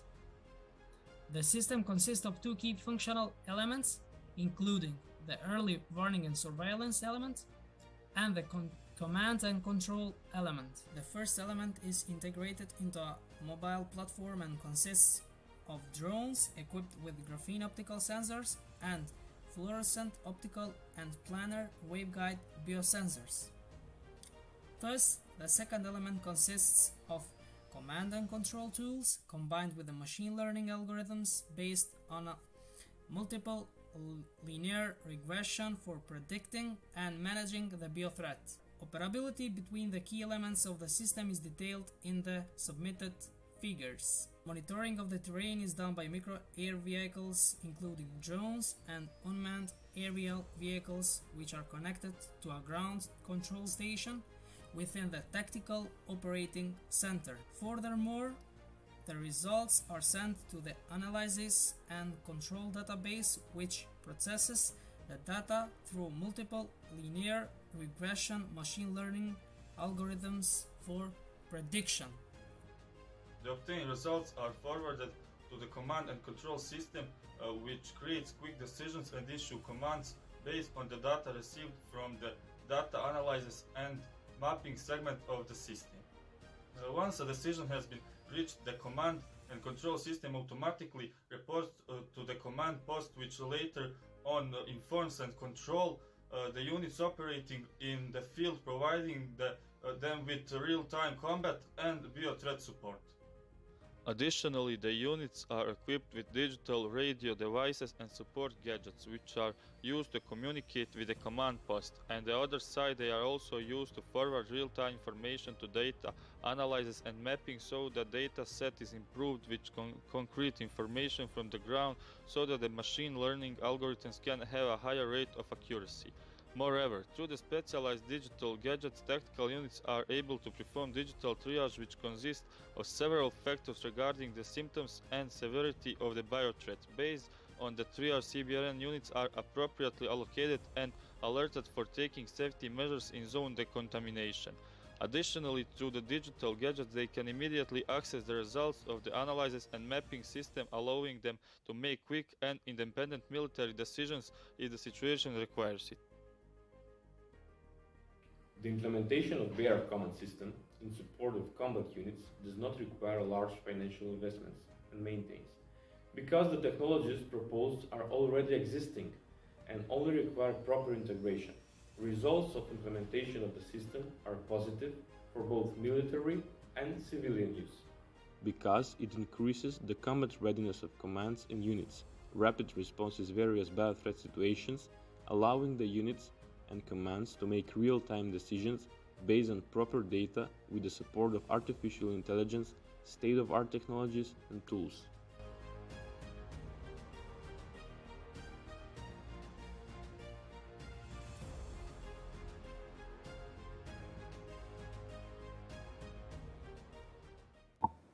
So I guess you're ready for questions? Yep. Right away. Ready for questions. Thank you. Right, so do you have questions in the room?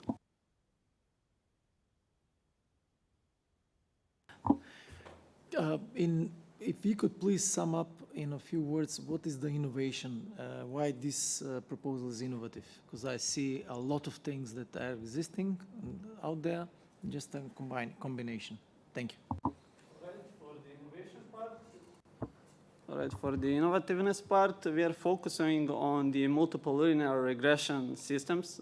We are trying to build a model which will accumulate as much as data as possible and to base a prediction over that data. So basically, the innovation is integration of all the existing technologies which are used for somewhat else, not biothreats, and we are aiming to adopt them towards biothreat handling. As those algorithms are used worldwide and they're proven to be fairly effective, we want to integrate them into predicting biothreats. So we will take independent variables, which are a part of the multiple linear regression models, which predict a dependent variable. And all of the independent variables will be connected through the drones and other digital gadgets, which we said throughout this pitch.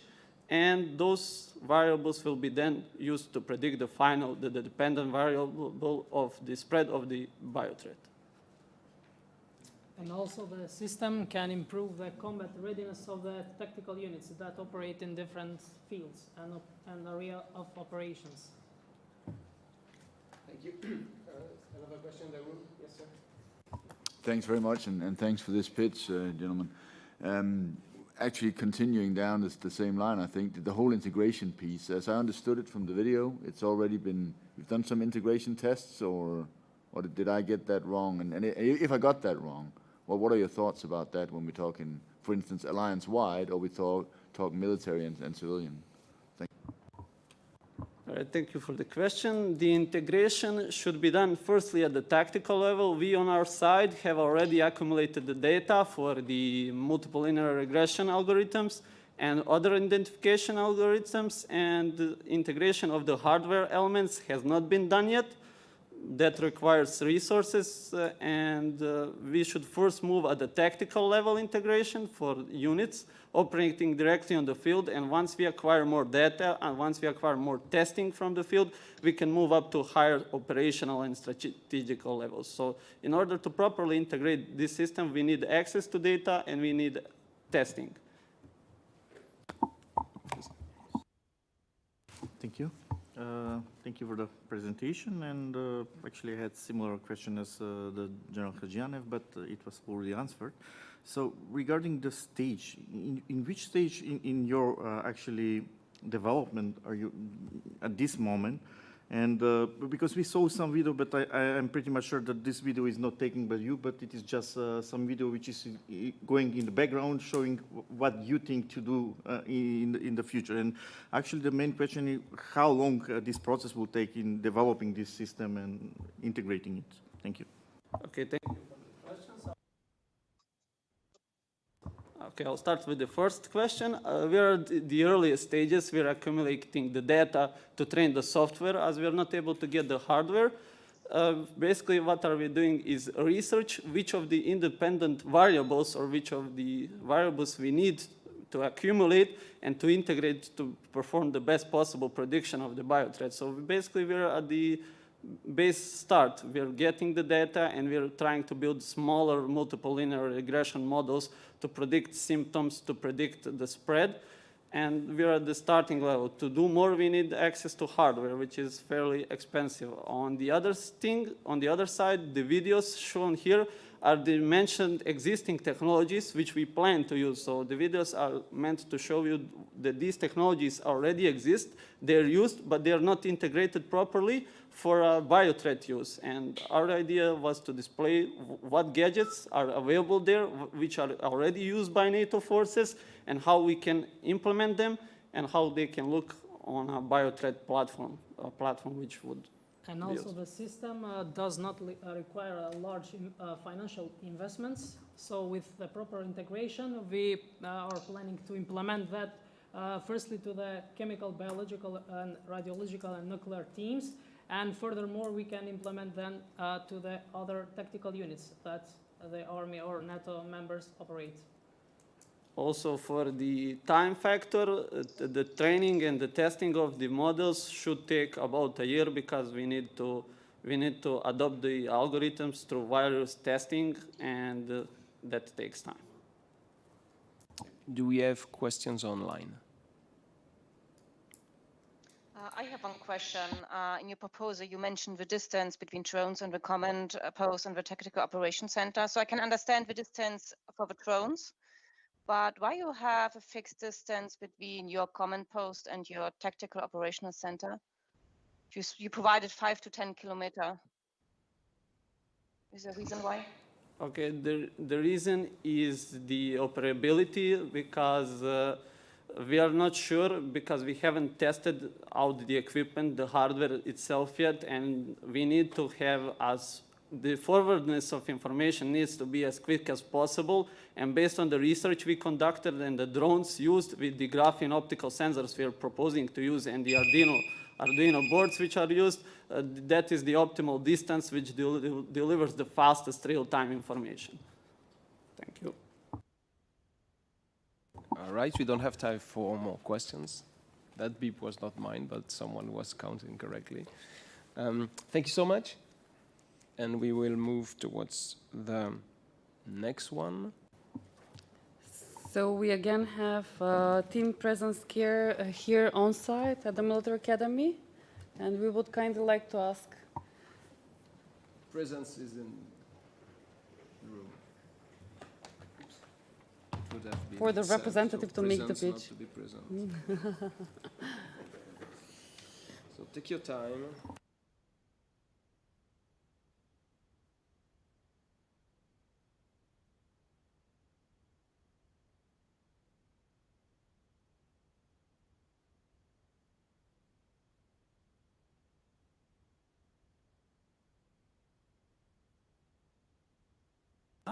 Okay, I have that Mic for you. is on. You can check on mine if you want. I don't trust yours. I check this mine. one that counts. You should. There you go. Okay, thank you. So, Mr. the Dean of the Academy, General, Sir, Madam, ladies and gentlemen, I'm Benjamin Queriot, medical advisor of Presence Care, a company based in Belgium. I have 6 minutes to present you the Bioneer 4th generation used as rapidly deployable outbreak investigation team, AirDoIt. Next slide, please. So, rapid deployable outbreak investigation teams in NATO. They are described, for example, in this B Strategic Command Capability Code and Capability Statement as capable of rapidly deploying in an area of operations to collect, analyze, and assess evidence of suspected illnesses and or infectious disease and CBN events. They are as well described in a STANAG, the Alien Medical Publication 7.4, and they are named here Medical Deployable Outbreak and Incident Investigation Team. However, AirDoIts are keystone capabilities of the response of a CBN event or an outbreak, as demonstrated during the COVID-19 pandemic response across the Alliance, or for the CBN risk and threat management on the Alliance East Flank since the 24th February 22. But AirDoIts are difficult to mobilize, to deploy, to operate, and to support. Consequently, there are scarce resources in the medical and the CBN domains, and there are NATO's capability shortfalls since years. Next slide, please. Presence Care has developed a mobile lab known as the most polyvalent and integrated health infrastructure in Europe. The 3rd generation is in operation now. This mobile lab is on a multi-terrain vehicle, is operating as a biosafety level 3 laboratory, and is self-sufficient in energy. Little hiccup, that's okay, that happens. It's self-sufficiency regarding energy. It's polyvalent, carrying out a lot of different biological assays, but mainly genomic sequencing. There is a cold chain capability, and there is a high level of connectivity. Next slide, please. So that was the 3rd generation. But now we need to move to a dual-use civilian military capacity, and that will be the 4th generation of the Bioneer, able to cope with civil operations, but with military operations as well. And I'm going now to present you the 4th generation. in the next slide. The fourth generation is adaptable to all CBRN and epidemiological challenges.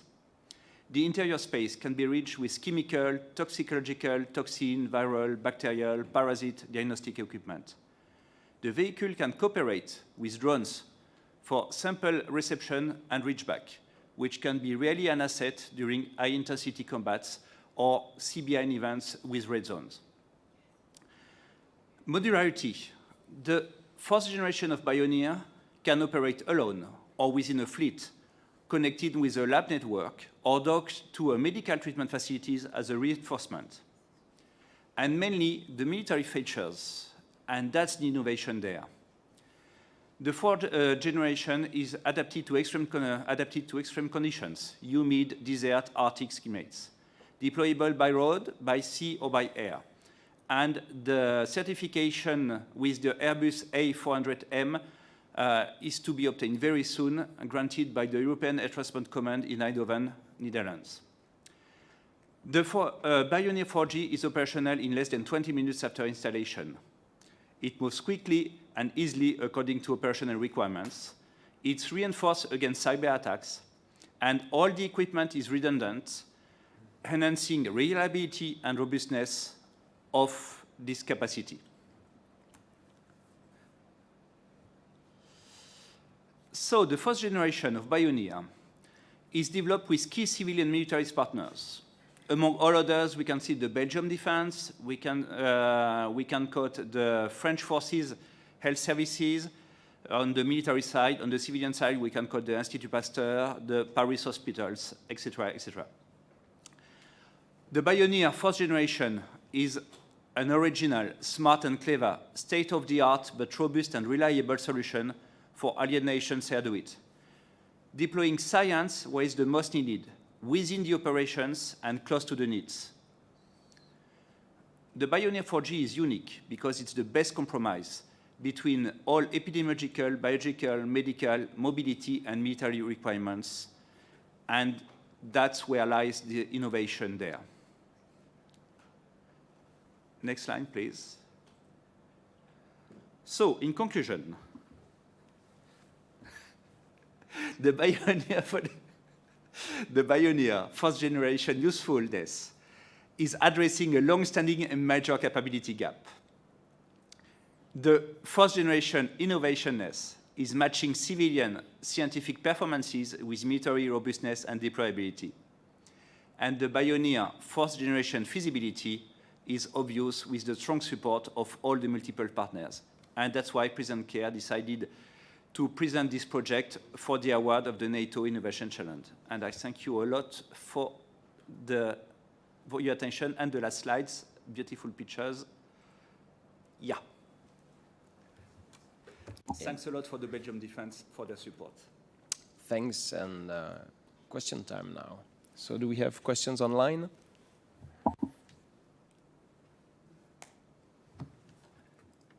Yeah, my question would be, it sounds like this solution's already been deployed. So is what you're saying is we need more of these out there? Maxon? Erdoix has been deployed, and Erdoix already exists. Well, I'm not quoting the gold standard in NATO, which is basically the German Erdoix based in Munich. They have a lot, they have scalable solution, they are able to face any kind of risk and threats, but they are very big, very long to deploy, to move, and to be redeployed.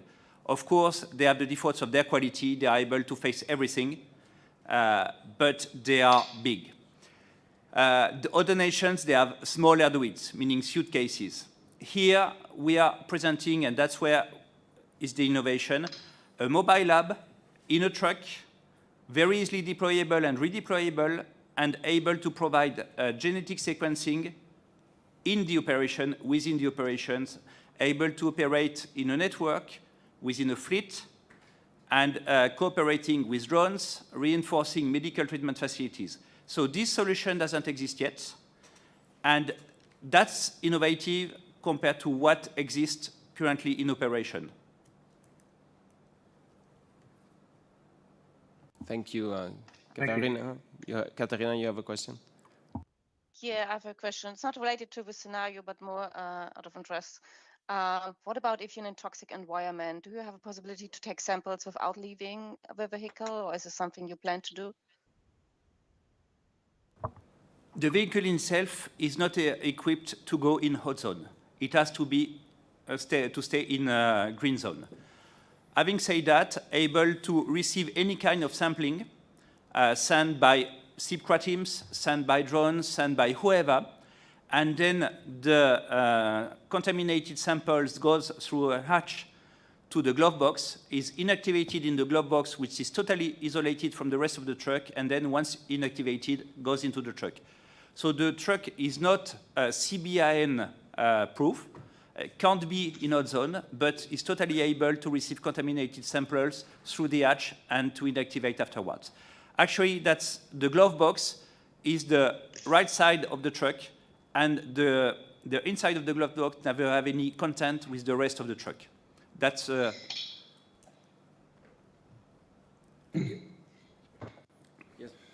Yes. If I may, Serge, I may have missed it, but how long will it take you to create the first prototype of the 4th generation, and how much do you think it'll cost?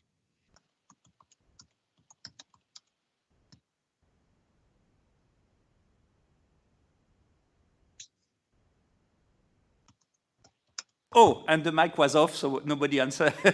Unfortunately, I can't disclose the exact price, but I can say that basically the price of a truck is between 1 and 2 million euros. And, but depends, of course, the equipment that you put in. There is a lot of different options and different possibilities if you go to genetic sequencing or not. The production of Bioneer is currently 1 year long. From the platform, currently we are working on the Iveco platform, but the first generation was on Mercedes platform, for example. And we are developing solutions in containers, 20 feet containers as well. And the 4th generation will be ready theoretically in 2 years. We have a program of 36 months, but we didn't start yet. So a reasonable time could be 2 or 3 years to have something absolutely ready, able to cooperate with drone and to act in a fleet. Thanks. Gentlemen in the room, would you have any questions? Any leftover online? All right, so I think we are good. Thank you so much. And are we proceeding towards the next and last presentation?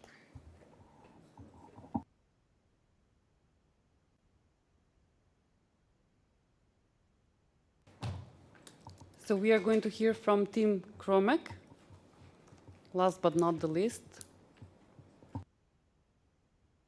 Dirk, we don't hear you. You appear to be muted. Still muted for what I see on the screen. I'm sorry. That's better. And is Anastasios, is he also in the call? Anastasia. Because I see that there is Ben and Jamie. So but can we not? We will find her. We will find her. And no. Let me just get the slides. No worries and no rush. How do you switch now?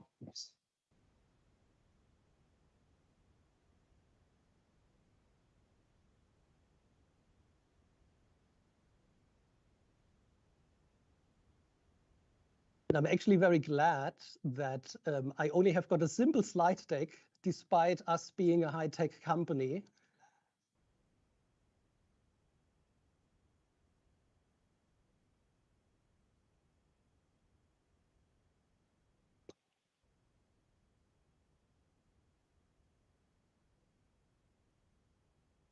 Okay.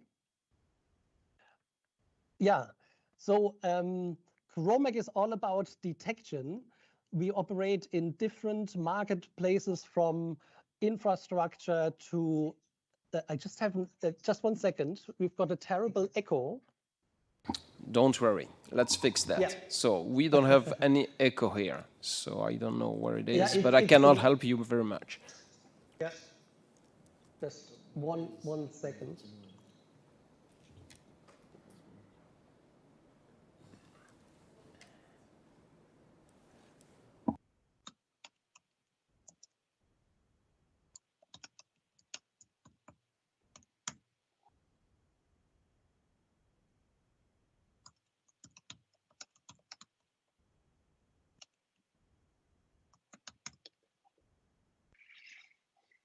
The reason why we've got these difficulties is we watched on a different screen, the YouTube, and there is some interference where I can constantly hear my voice, which is a little bit irritating. And yes, are we good now? Yes, right. we're good. So whenever we're ready, Thanks so much. we restart, no problem. So Chromec is all about detection. We operate in different marketplaces, ranging from infrastructure to military, government, security to hospitals. Our typical end users are first responders, police, soldiers. We are, today we present our novel technology called Chromec Automated Pathogen Scan. It's a technology which allows to sequence air and liquid samples. Chromec is a company who was a spin-off from Durham University in 2003, and based in the northeast of England. We've got now presence in the UK and in the US. We are 19 years successful in advanced imaging and CBRN. We offer product ranges from raw materials to OEM components to end user products. Our end user products are known for their user friendliness, for their intuitiveness, for their economic use, and for high specs. We sell into 55 countries. Our team of 175 employees is very specialized, bringing government or government agency projects to market, especially in the biotechnology department. We've got a unique mix of biology, engineering, and bioinformatics. And our group today will present a solution for a need which is currently not solved. It's impossible at the moment in the field to detect fast agnostic airborne or waterborne pathogens and identify known and unknown biological threats, as there's only targeted assays out there. You can compare this with a page of text where currently you search in the text with a specific spelling for words, and you see they are there or not. And it would be so much better if you could read the whole page. This would then allow to minimize the impact of pathogen-initiated outbreaks, naturally occurring or intentional biological attacks, allows you to detect and identify the agent. You are then able to diagnose, properly triage, and treat those infected with the additional information of, for example, virulence or antimicrobial resistance. And you know more about the dynamics of the outbreak. And this early warning and disease surveillance capability will help you to combat highly contagious biological agents through the air or through water contamination. Our approach is that we've got a novel, fully automated and autonomous biosensing technology called Chromec Automated Pathogen Scan. It detects airborne and waterborne pathogens, viral and bacterial, and we are using long-read sequencing as a technology. We use proprietary software to map the generated data against all organisms. We've got an end-to-end modular system, which is very flexible to combine the modules to cater to different sample preparation requirements. And our viral and bacterial pathogens are separated initially by filtration and then processed in 2 parallel pipelines. Our solution for air is called CapScan AS. It concentrates the air and collects pathogens in the liquid phase via a bespoke wide area air sampler that is by far on the market the most powerful airflow, and covers a wide area. And the CapScan LS offers a direct inlet for liquid sample and is suitable for wastewater monitoring. The benefits to NATO and other responders are twofold. So on the one hand side, you've got an autonomous system for monitoring air and water. And this early warning system can either be a standalone device in a specific location, or you could have a network of detectors. And this gives then fast actionable information to military and civilian health authorities. With the automated air and water monitoring, coupled with the genetic sequencing, you can then readily detect, and you've got less resource burden, because with other technologies, you have to sample patients, you have to transport the samples, you have to then process and report back, which is a much longer process. The other solution is the automated portable sequencing lab with minimal user interaction. So in our ethos of end user friendliness, that you can do in-field analysis of suspicious samples with results then rapidly being available to troops and other responders. And you can identify the threats down to strain level, and the countermeasures can be rapidly enacted. In a nutshell, the advantages of our solution. So it's the only integrated portable environmental monitoring system using sequencing, which allows this early detection across a large area thanks to our air sampler. The panel of 40 pathogens is the start, and future upgrades move then into agnostic detection of unknown pathogens. The operation does not require trained individuals or specialist laboratories. The whole process is cut down to 2 hours, whereas before, with alternatives, you need even days to get to a result. And the information is reported back to a central base over a data aggregation network. We are well on way with our project. So we are running a 5-year project with DARPA, where we are in year 4. And so next year, we will be in a position to have a vehicle-mounted solution, which continuously and autonomously samples air and analyzes it. And then based on this solution, we can then easily adapt to a standalone, as I've mentioned, but also the portable device, which initially will be the size of like a Peli case, but then with further size, weight, and power optimization can be other form factors, which can be much easier being carried into the field, and will then allow NATO to use ubiquitous sequencing wherever the needs be. Thank you. Perfect timing then. Let's go for questions. And do we have questions online?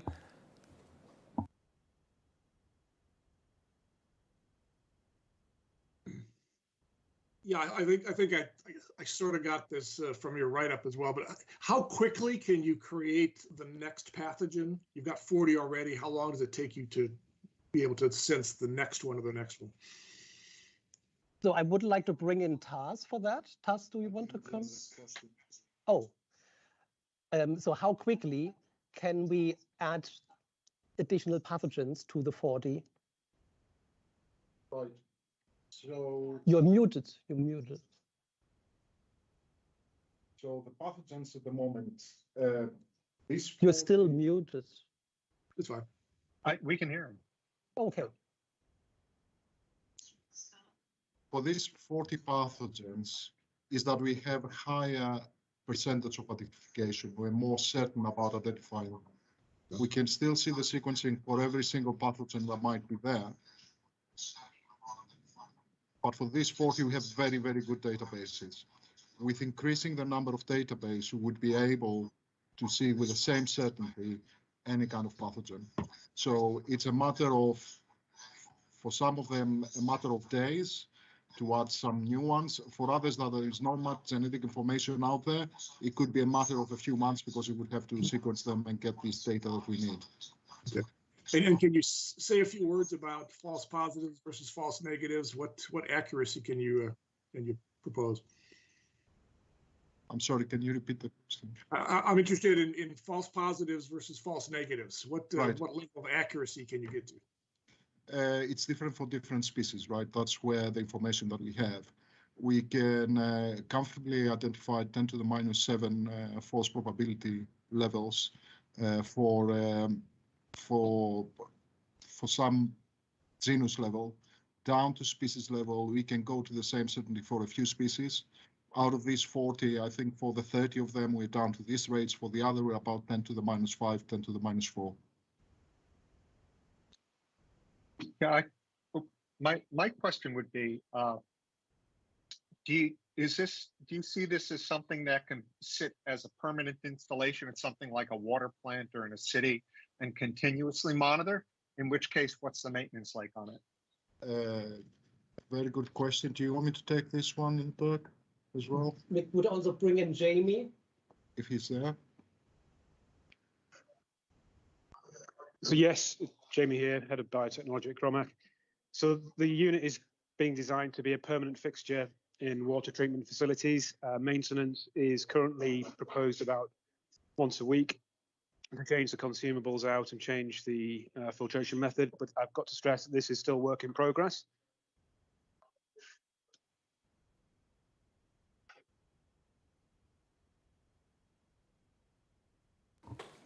Yeah, thanks very much, and thanks for the pitch. Well, actually, this last remark really just offered up a question to me, and you say it's a work in progress.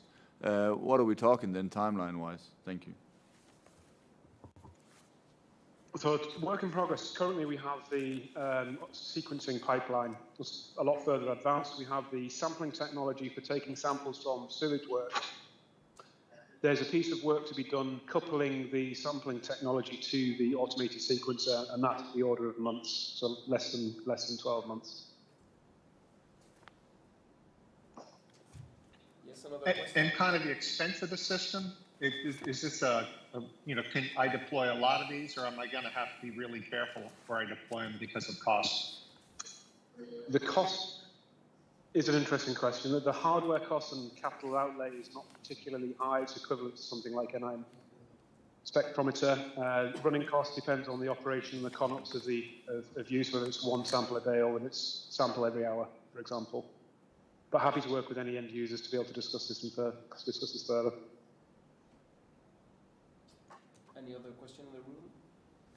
No. Online questions? Anyone? So I think we are ready to go into the deliberation mode. Thank you, everyone, for your efforts so far. And we will take some break, I understand, Elena? Yes. So after concluding the pitching session, we are going to now take 30 minutes for the jury deliberation session, which will mean 30 minutes for everyone else attending as a break. So see you in 30 minutes. Which is going to be 4 o'clock sharp, or 4:01. For us over here, of course. It's going to be 10-ish on the East Coast. Have a coffee now, guys.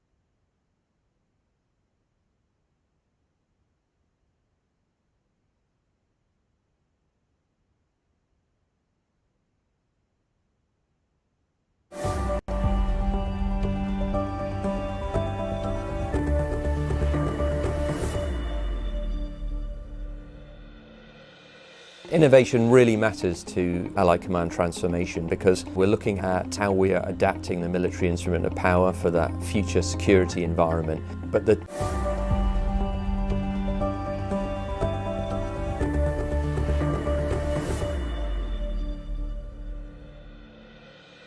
Innovation really matters to Allied Command transformation because we're looking at how we are adapting the military instrument of power for that future security environment. But the technological developments that are occurring around us are occurring at a pace we've really never seen before. And if we don't innovate to try and understand how those technological changes are going to impact the alliance, then we can't respond. So we've got to innovate in order to be successful. Just by using the military expertise, we were unable to solve some of the issues that we were facing, and so we tried to get the outreach to non-traditional actors to help us solving those issues at the not classified level. Inspired from what's happening in the private sector and industry, we came up with the idea of the Innovation Hub as a community where people can collaborate easily. The mission of the Hub is to bring some out-of-the-box solutions to our problems. And so we created a kind of network, reaching out to academia, industry, think tanks, NGOs, non-governmental organizations, and tried to see whether those people were able to help us.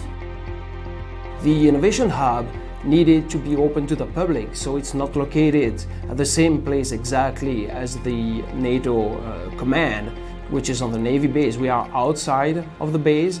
We are actually on the campus of Old Dominion University, which is the largest local university, and it's very convenient because this place is in the middle of three of our major communities: academia, industry, and the military. We really want to help and support the rest of the command. So our most useful tool is a pair of shoes to walk around the corridors of the HQ and ask teams, the project leaders and subject matter experts, say, are you facing a difficulty here in your project? Can we help? So a NATO staff with a problem would get the support from the Innovation Hub in a way that that person will be put in a community of tens, if not hundreds of people who are interested in the same problem but have different ways to tackle it. We have to be able to keep pace in order to preserve our military edge with innovation that's occurring around us. But of course, innovation allows us to draw from a very diverse group of people from all ages, all backgrounds, and they may well have some very different thinking and perspectives, which we absolutely want to hear and embrace. It's an overused saying that innovation is a culture, but I think I really mean that in ACT.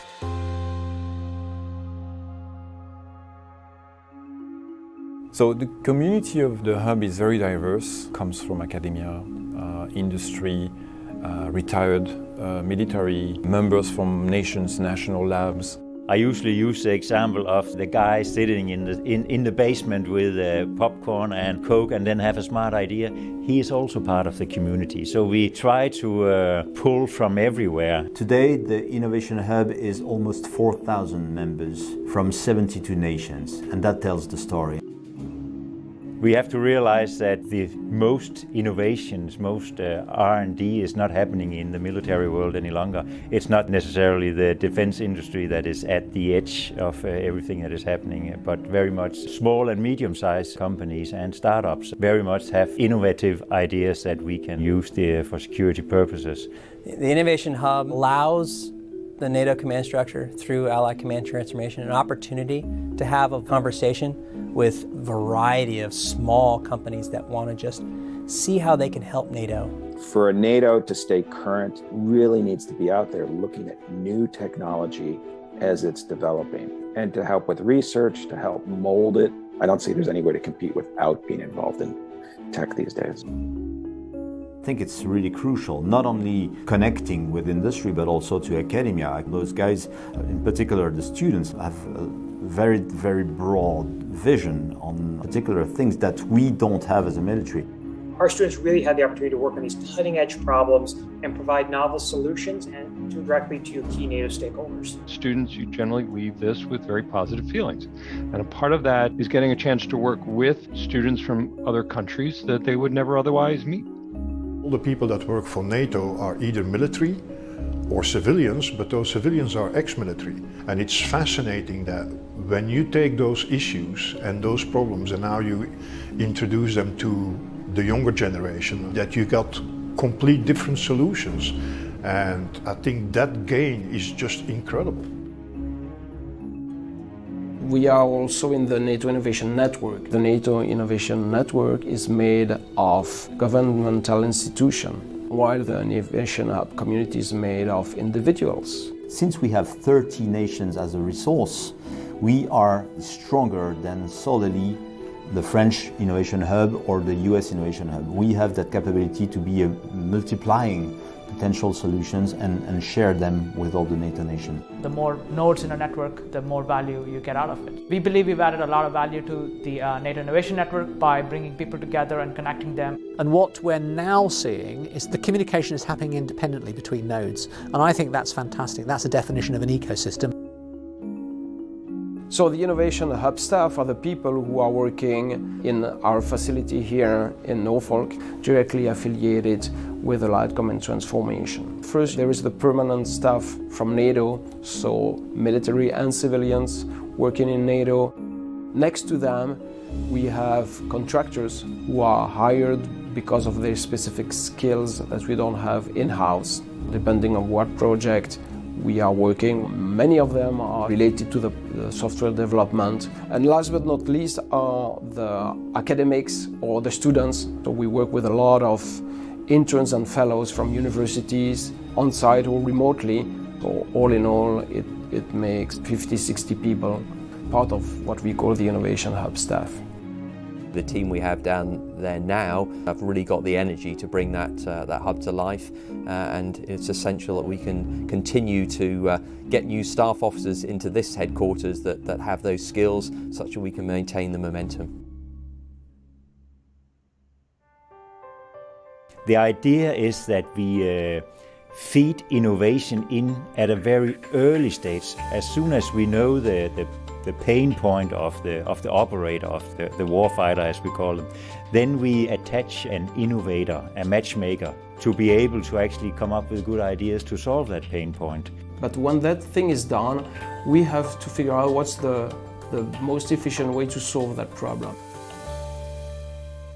So in the understanding phase, we try to get as many different people as possible to get different opinions on what the problem is, how to address it, how to understand it, and how to come up with as many potential solutions as possible. And that's really the premises of open innovation. You will bring people who see the world in a different way to the benefit of NATO. We've learned how to do open innovation by bringing specialists from outside of our industry in to look at our world from a different lens.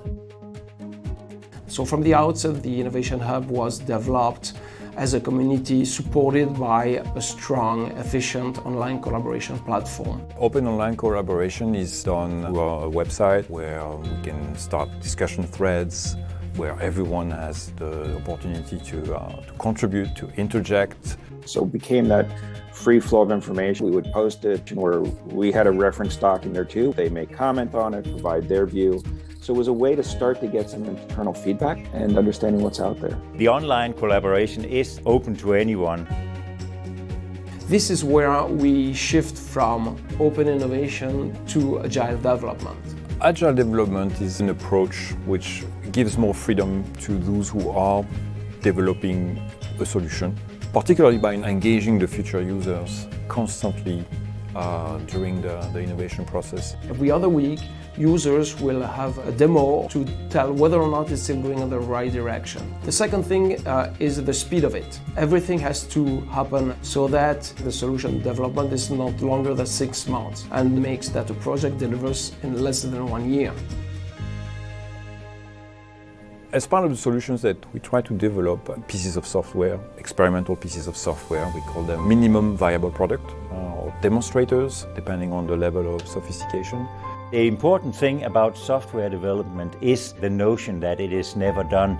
It very much is incremental and spiral development where you come back to the same start but in a higher level. It may be a 40% solution, but at some point together with the operator we will have something that is viable. But it gives enough information to inform requirements that eventually will deliver that capability in the future. It's also been a way to prove we can do this within NATO. We can build our own software and it's delivered in a much shorter timeline.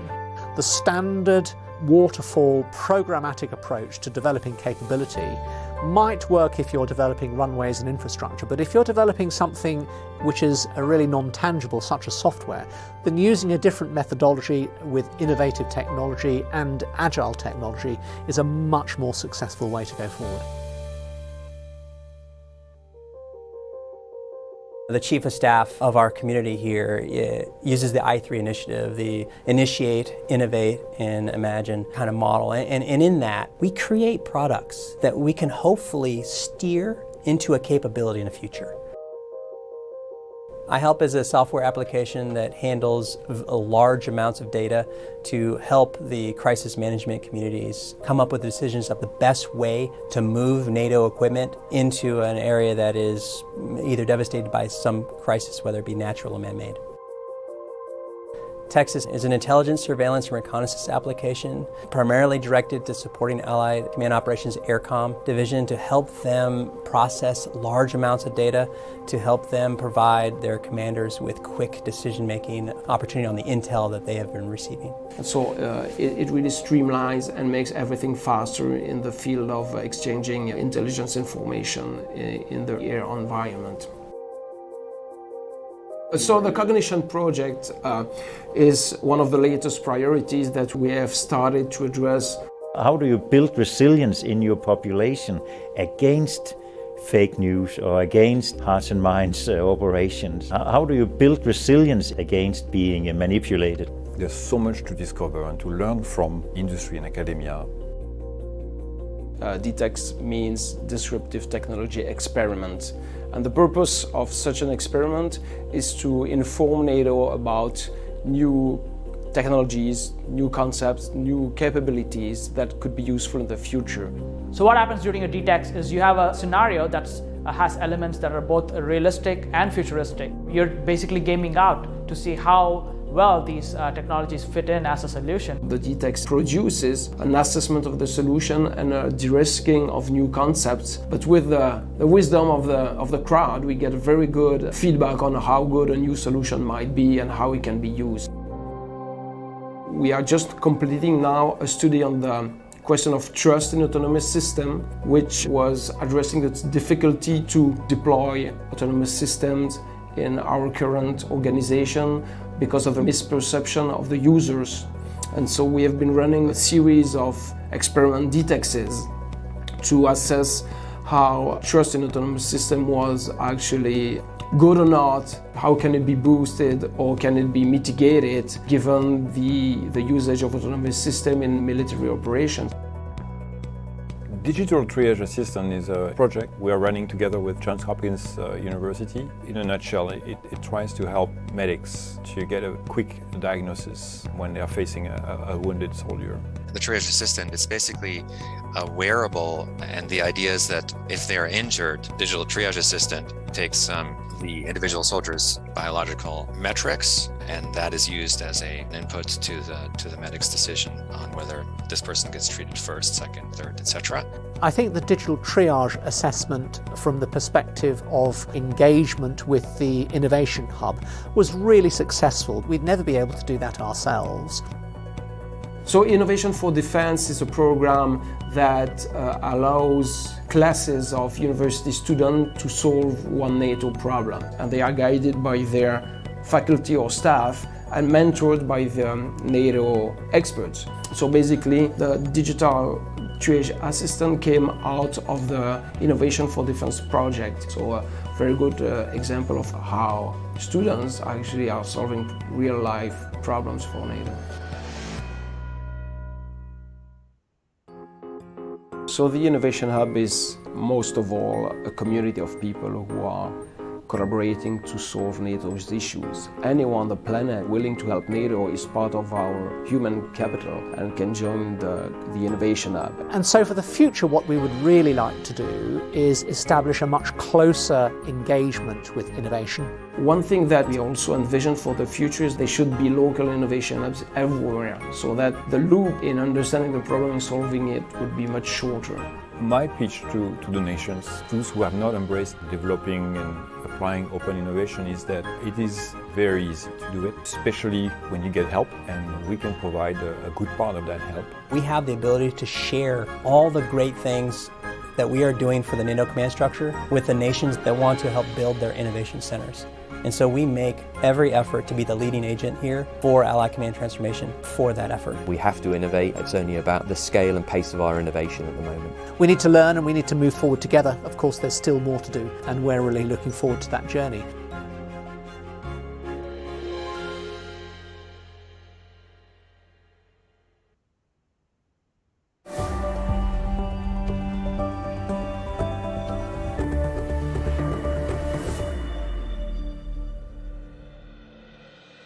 Innovation really matters to Allied Command transformation because we're looking at how we are adapting the military instrument of power for that future security environment. But the technological developments that are occurring around us are occurring at a pace we've really never seen before. And if we don't innovate to try and understand how those technological changes are going to impact the alliance, then we can't respond. So we've got to innovate in order to be successful. Just by using the military expertise, we were unable to solve some of the issues that we were facing, and so we tried to get the outreach to non-traditional actors to help us solving those issues at the not classified level. Inspired from what's happening in the private sector and industry, we came up with the idea of the Innovation Hub as a community where people can collaborate easily. The mission of the hub is to bring some out-of-the-box solutions to our problems. And so we created a kind of network reaching out to academia, industry, think tanks, NGOs, non-governmental organizations, and tried to see whether those people were able to help us. The Innovation Hub needed to be open to the public, so it's not located at the same place exactly as the NATO command, which is on the Navy base. We are outside of the base. We are actually on the campus of Old Dominion University, which is the largest local university, and it's very convenient because this place is in the middle of three of our major communities: academia, industry, and the military. We really want to help and support the rest of the command. So our most useful tool is a pair of shoes to walk around the corridors of the HQ and ask teams, the project leaders and subject matter experts, say, are you facing a difficulty here in your project? Can we help? So a NATO staff with a problem would get the support from the Innovation Hub in a way that that person will be put in a community of tens, if not hundreds of people who are interested in the same problem but have different ways to tackle it. We have to be able to keep pace in order to preserve our military edge with innovation that's occurring around us. But of course, innovation allows us to draw from a very diverse group of people from all ages, all backgrounds, and they may well have some very different thinking and perspectives, which we absolutely want to hear and embrace. It's an overused saying that innovation is a culture, but I think I really mean that in ACT.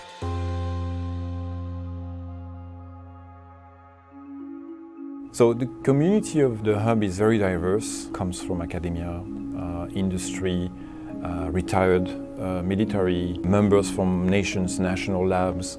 I usually use the example of the guy sitting in the basement with popcorn and Coke and then have a smart idea. He is also part of the community. So we try to pull from everywhere. Today, the Innovation Hub is almost 4,000 members from 72 nations, and that tells the story. We have to realize that the most innovations, most R&D is not happening in the military world any longer. It's not necessarily the defense industry that is at the edge of everything that is happening, but very much small and medium-sized companies and startups very much have innovative ideas that we can use for security purposes. The Innovation Hub allows the NATO command structure through Allied Command Transformation an opportunity to have a conversation with a variety of small companies that want to just see how they can help NATO. For a NATO to stay current, really needs to be out there looking at new technology as it's developing and to help with research, to help mold it. I don't see there's any way to compete without being involved in tech these days. I think it's really crucial, not only connecting with industry, but also to academia. Those guys, in particular the students, have a very, very broad vision on particular things that we don't have as a military. Our students really had the opportunity to work on these cutting-edge problems and provide novel solutions and directly to key NATO stakeholders. Students, you generally leave this with very positive feelings. And a part of that is getting a chance to work with students from other countries that they would never otherwise meet. All the people that work for NATO are either military or civilians, but those civilians are ex-military. And it's fascinating that when you take those issues and those problems and now you introduce them to the younger generation, that you got complete different solutions. And I think that gain is just incredible. We are also in the NATO Innovation Network. The NATO Innovation Network is made of governmental institutions, while the Innovation Hub community is made of individuals. Since we have 30 nations as a resource, we are stronger than solely the French Innovation Hub or the US Innovation Hub. We have that capability to be multiplying potential solutions and share them with all the NATO nations. The more nodes in a network, the more value you get out of it. We believe we've added a lot of value to the NATO Innovation Network by bringing people together and connecting them. And what we're now seeing is the communication is happening independently between nodes. And I think that's fantastic. That's a definition of an ecosystem. So the Innovation Hub staff are the people who are working in our facility here in Norfolk, directly affiliated with Allied Command Transformation. First, there is the permanent staff from NATO, so military and civilians working in NATO. Next to them, we have contractors who are hired because of their specific skills that we don't have in-house, depending on what project we are working. Many of them are related to the software development. And last but not least are the academics or the students. So we work with a lot of interns and fellows from universities, on-site or remotely. So all in all, it makes 50, 60 people part of what we call the Innovation Hub staff. The team we have down there now have really got the energy to bring that hub to life, and it's essential that we can continue to get new staff officers into this headquarters that have those skills such that we can maintain the momentum. The idea is that we feed innovation in at a very early stage. As soon as we know the pain point of the operator, of the warfighter as we call them, then we attach an innovator, a matchmaker, to be able to actually come up with good ideas to solve that pain point. But when that thing is done, we have to figure out what's the most efficient way to solve that problem. So in the understanding phase, we try to get as many different people as possible to get different opinions on what the problem is, how to address it, how to understand it, and how to come up with as many potential solutions as possible. And that's really the premises of open innovation. You will bring people who see the world in a different way to the benefit of NATO. We've learned how to do open innovation by bringing specialists from outside of our industry in to look at our world from a different lens. So from the outset, the Innovation Hub was developed as a community supported by a strong, efficient online collaboration platform. Open online collaboration is done through a website where we can start discussion threads, where everyone has the opportunity to contribute, to interject. So it became that free flow of information. We would post it where we had a reference doc in there too. They may comment on it, provide their view. So it was a way to start to get some internal feedback and understanding what's out there. The online collaboration is open to anyone.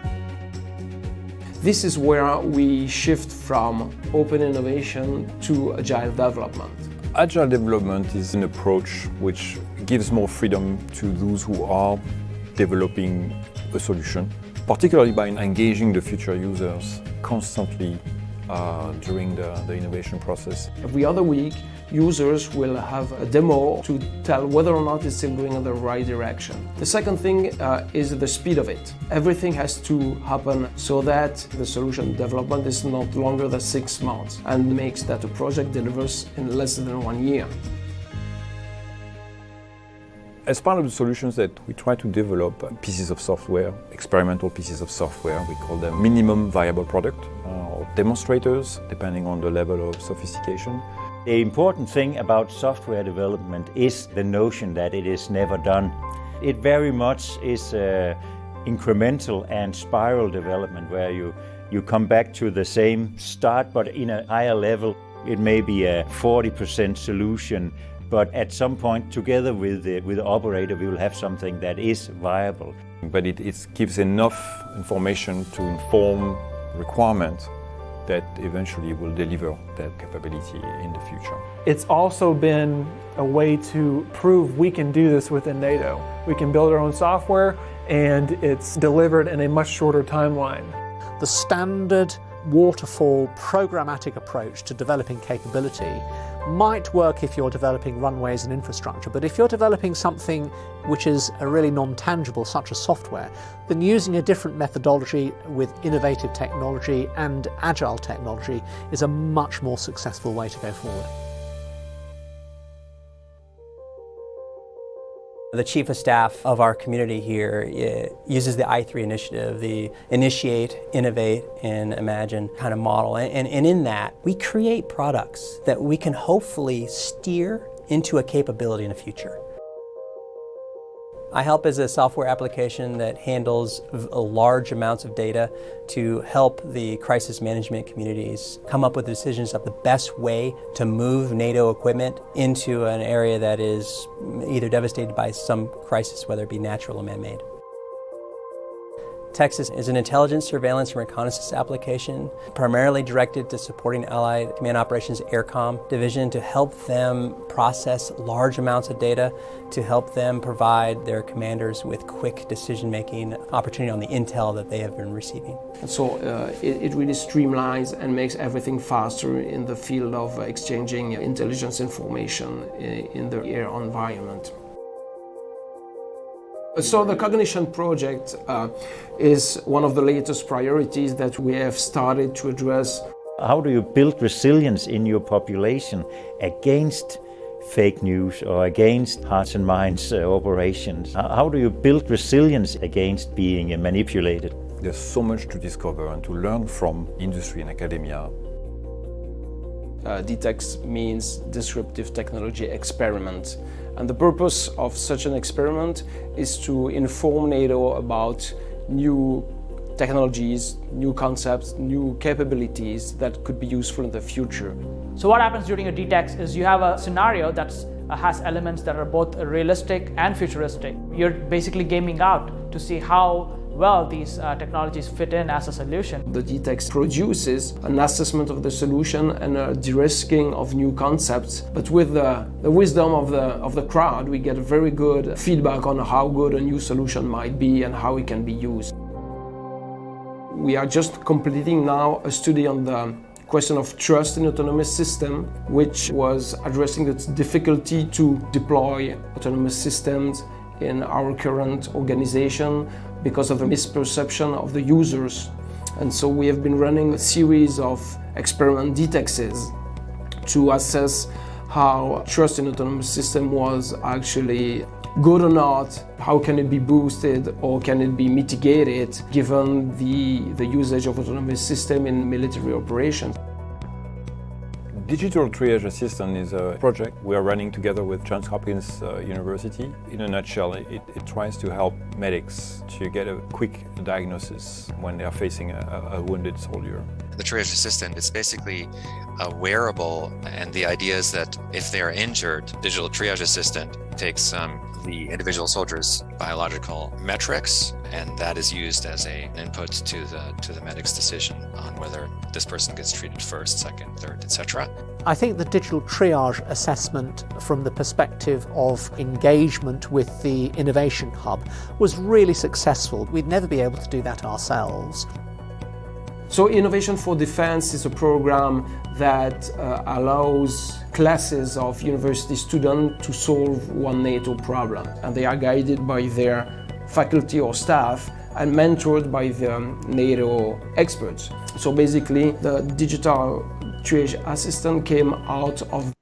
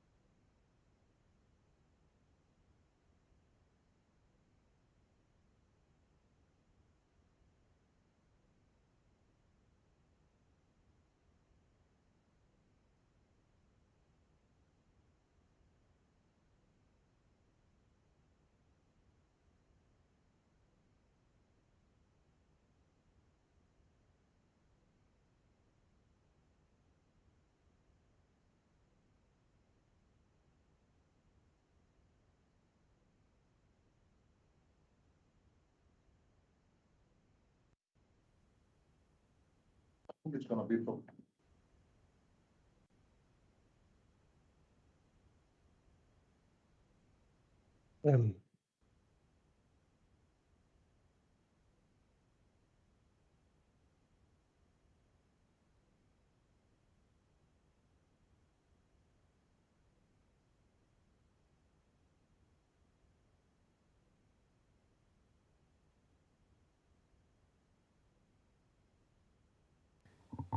So before we announce the winners of the NATO Innovation Challenge, and as we are approaching the end of today's NATO Innovation Challenge, I would like to invite Brigadier General Thorsten Jorgensen from NATO Allied Command Transformation to address the audience and give concluding remarks.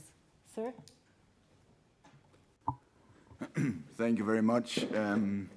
I don't know if it's better to be the one standing between you guys and the final determination, or if it was better standing between you guys and lunch, but I guess it is what it is.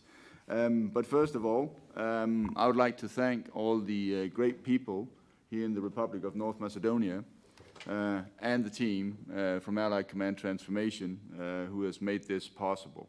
I know there's been some very hard work on the route to today's event, so thank you for that.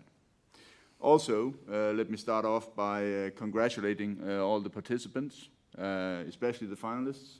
I think we've seen some pretty good pitches here today, so thank you, both those of you who are in the room and those of you online. And finally, not to forget my fellow jury members, thank you very much once again for supporting, and for some, for the first time, supporting this event. Without you guys, it would be quite hard now, wouldn't it? So thanks. Innovation is an important element of ACT's, or Allied Command Transformation's, DNA. ACT is all about modernizing and transforming the military instrument of power of our alliance, maintaining our edge, so to speak, and innovation is at the heart of just that.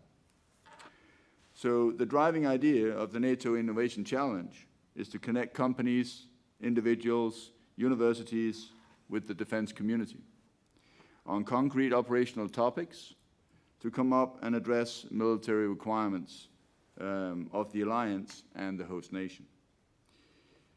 I think in particular this model facilitates the diversity in participants. We've seen small and medium-sized companies alongside larger and more well-set organizations. So it just speaks actually to the value of our challenge.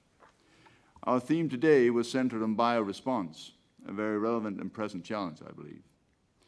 Building NATO's bioresponsiveness is a crucial issue, and even if we have learned a lot over the past few years, NATO medical forces still need an early warning and disease surveillance capability to deal with highly contagious biological agents.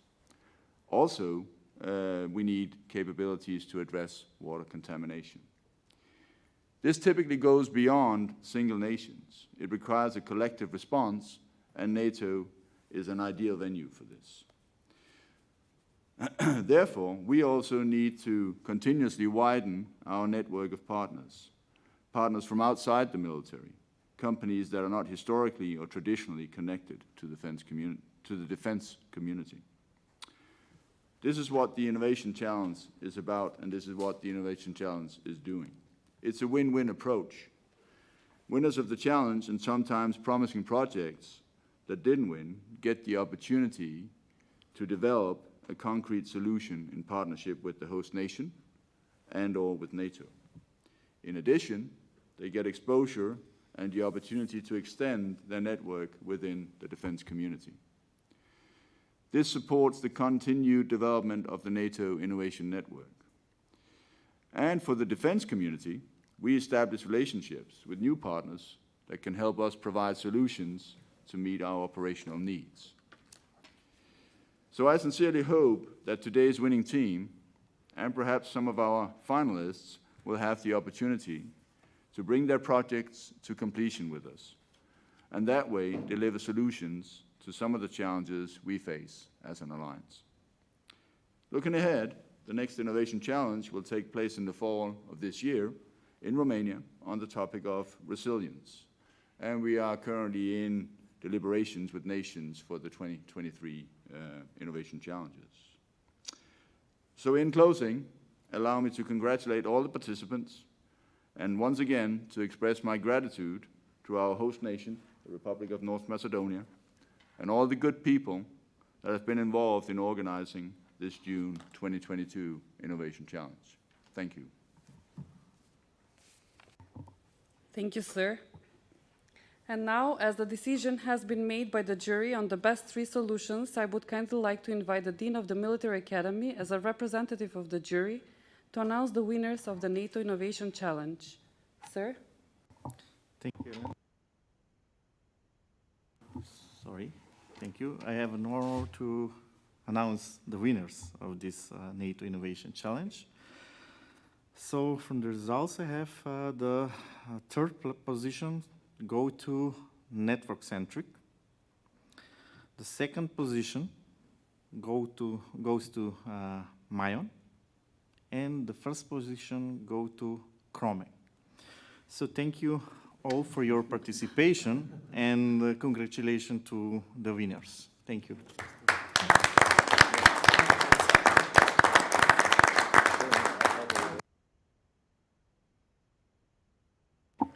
So since you are online, we can not hand over anything concrete to you, but if you want to get close to your camera, we can take pictures of your smiling faces, and you can also say something if you want to take the microphone. So feel free to. Thanks so much. We are here. I guess we are spread out, so it's only 2 of us in the room. Thanks again so much for the invitation. Basically, this event today is the Oscars for Chromec. It's a big deal. It was great that we could get exposure to NATO, that we could network with NATO, with the other participants. There is a lot of good work where we would also like to get involved with the other participants. And in good Oscar style, I guess I haven't prepared a speech, as it is so surprising. And I just wanted to thank the whole team of Chromec, as this is really a team effort and only some of us could be on the call.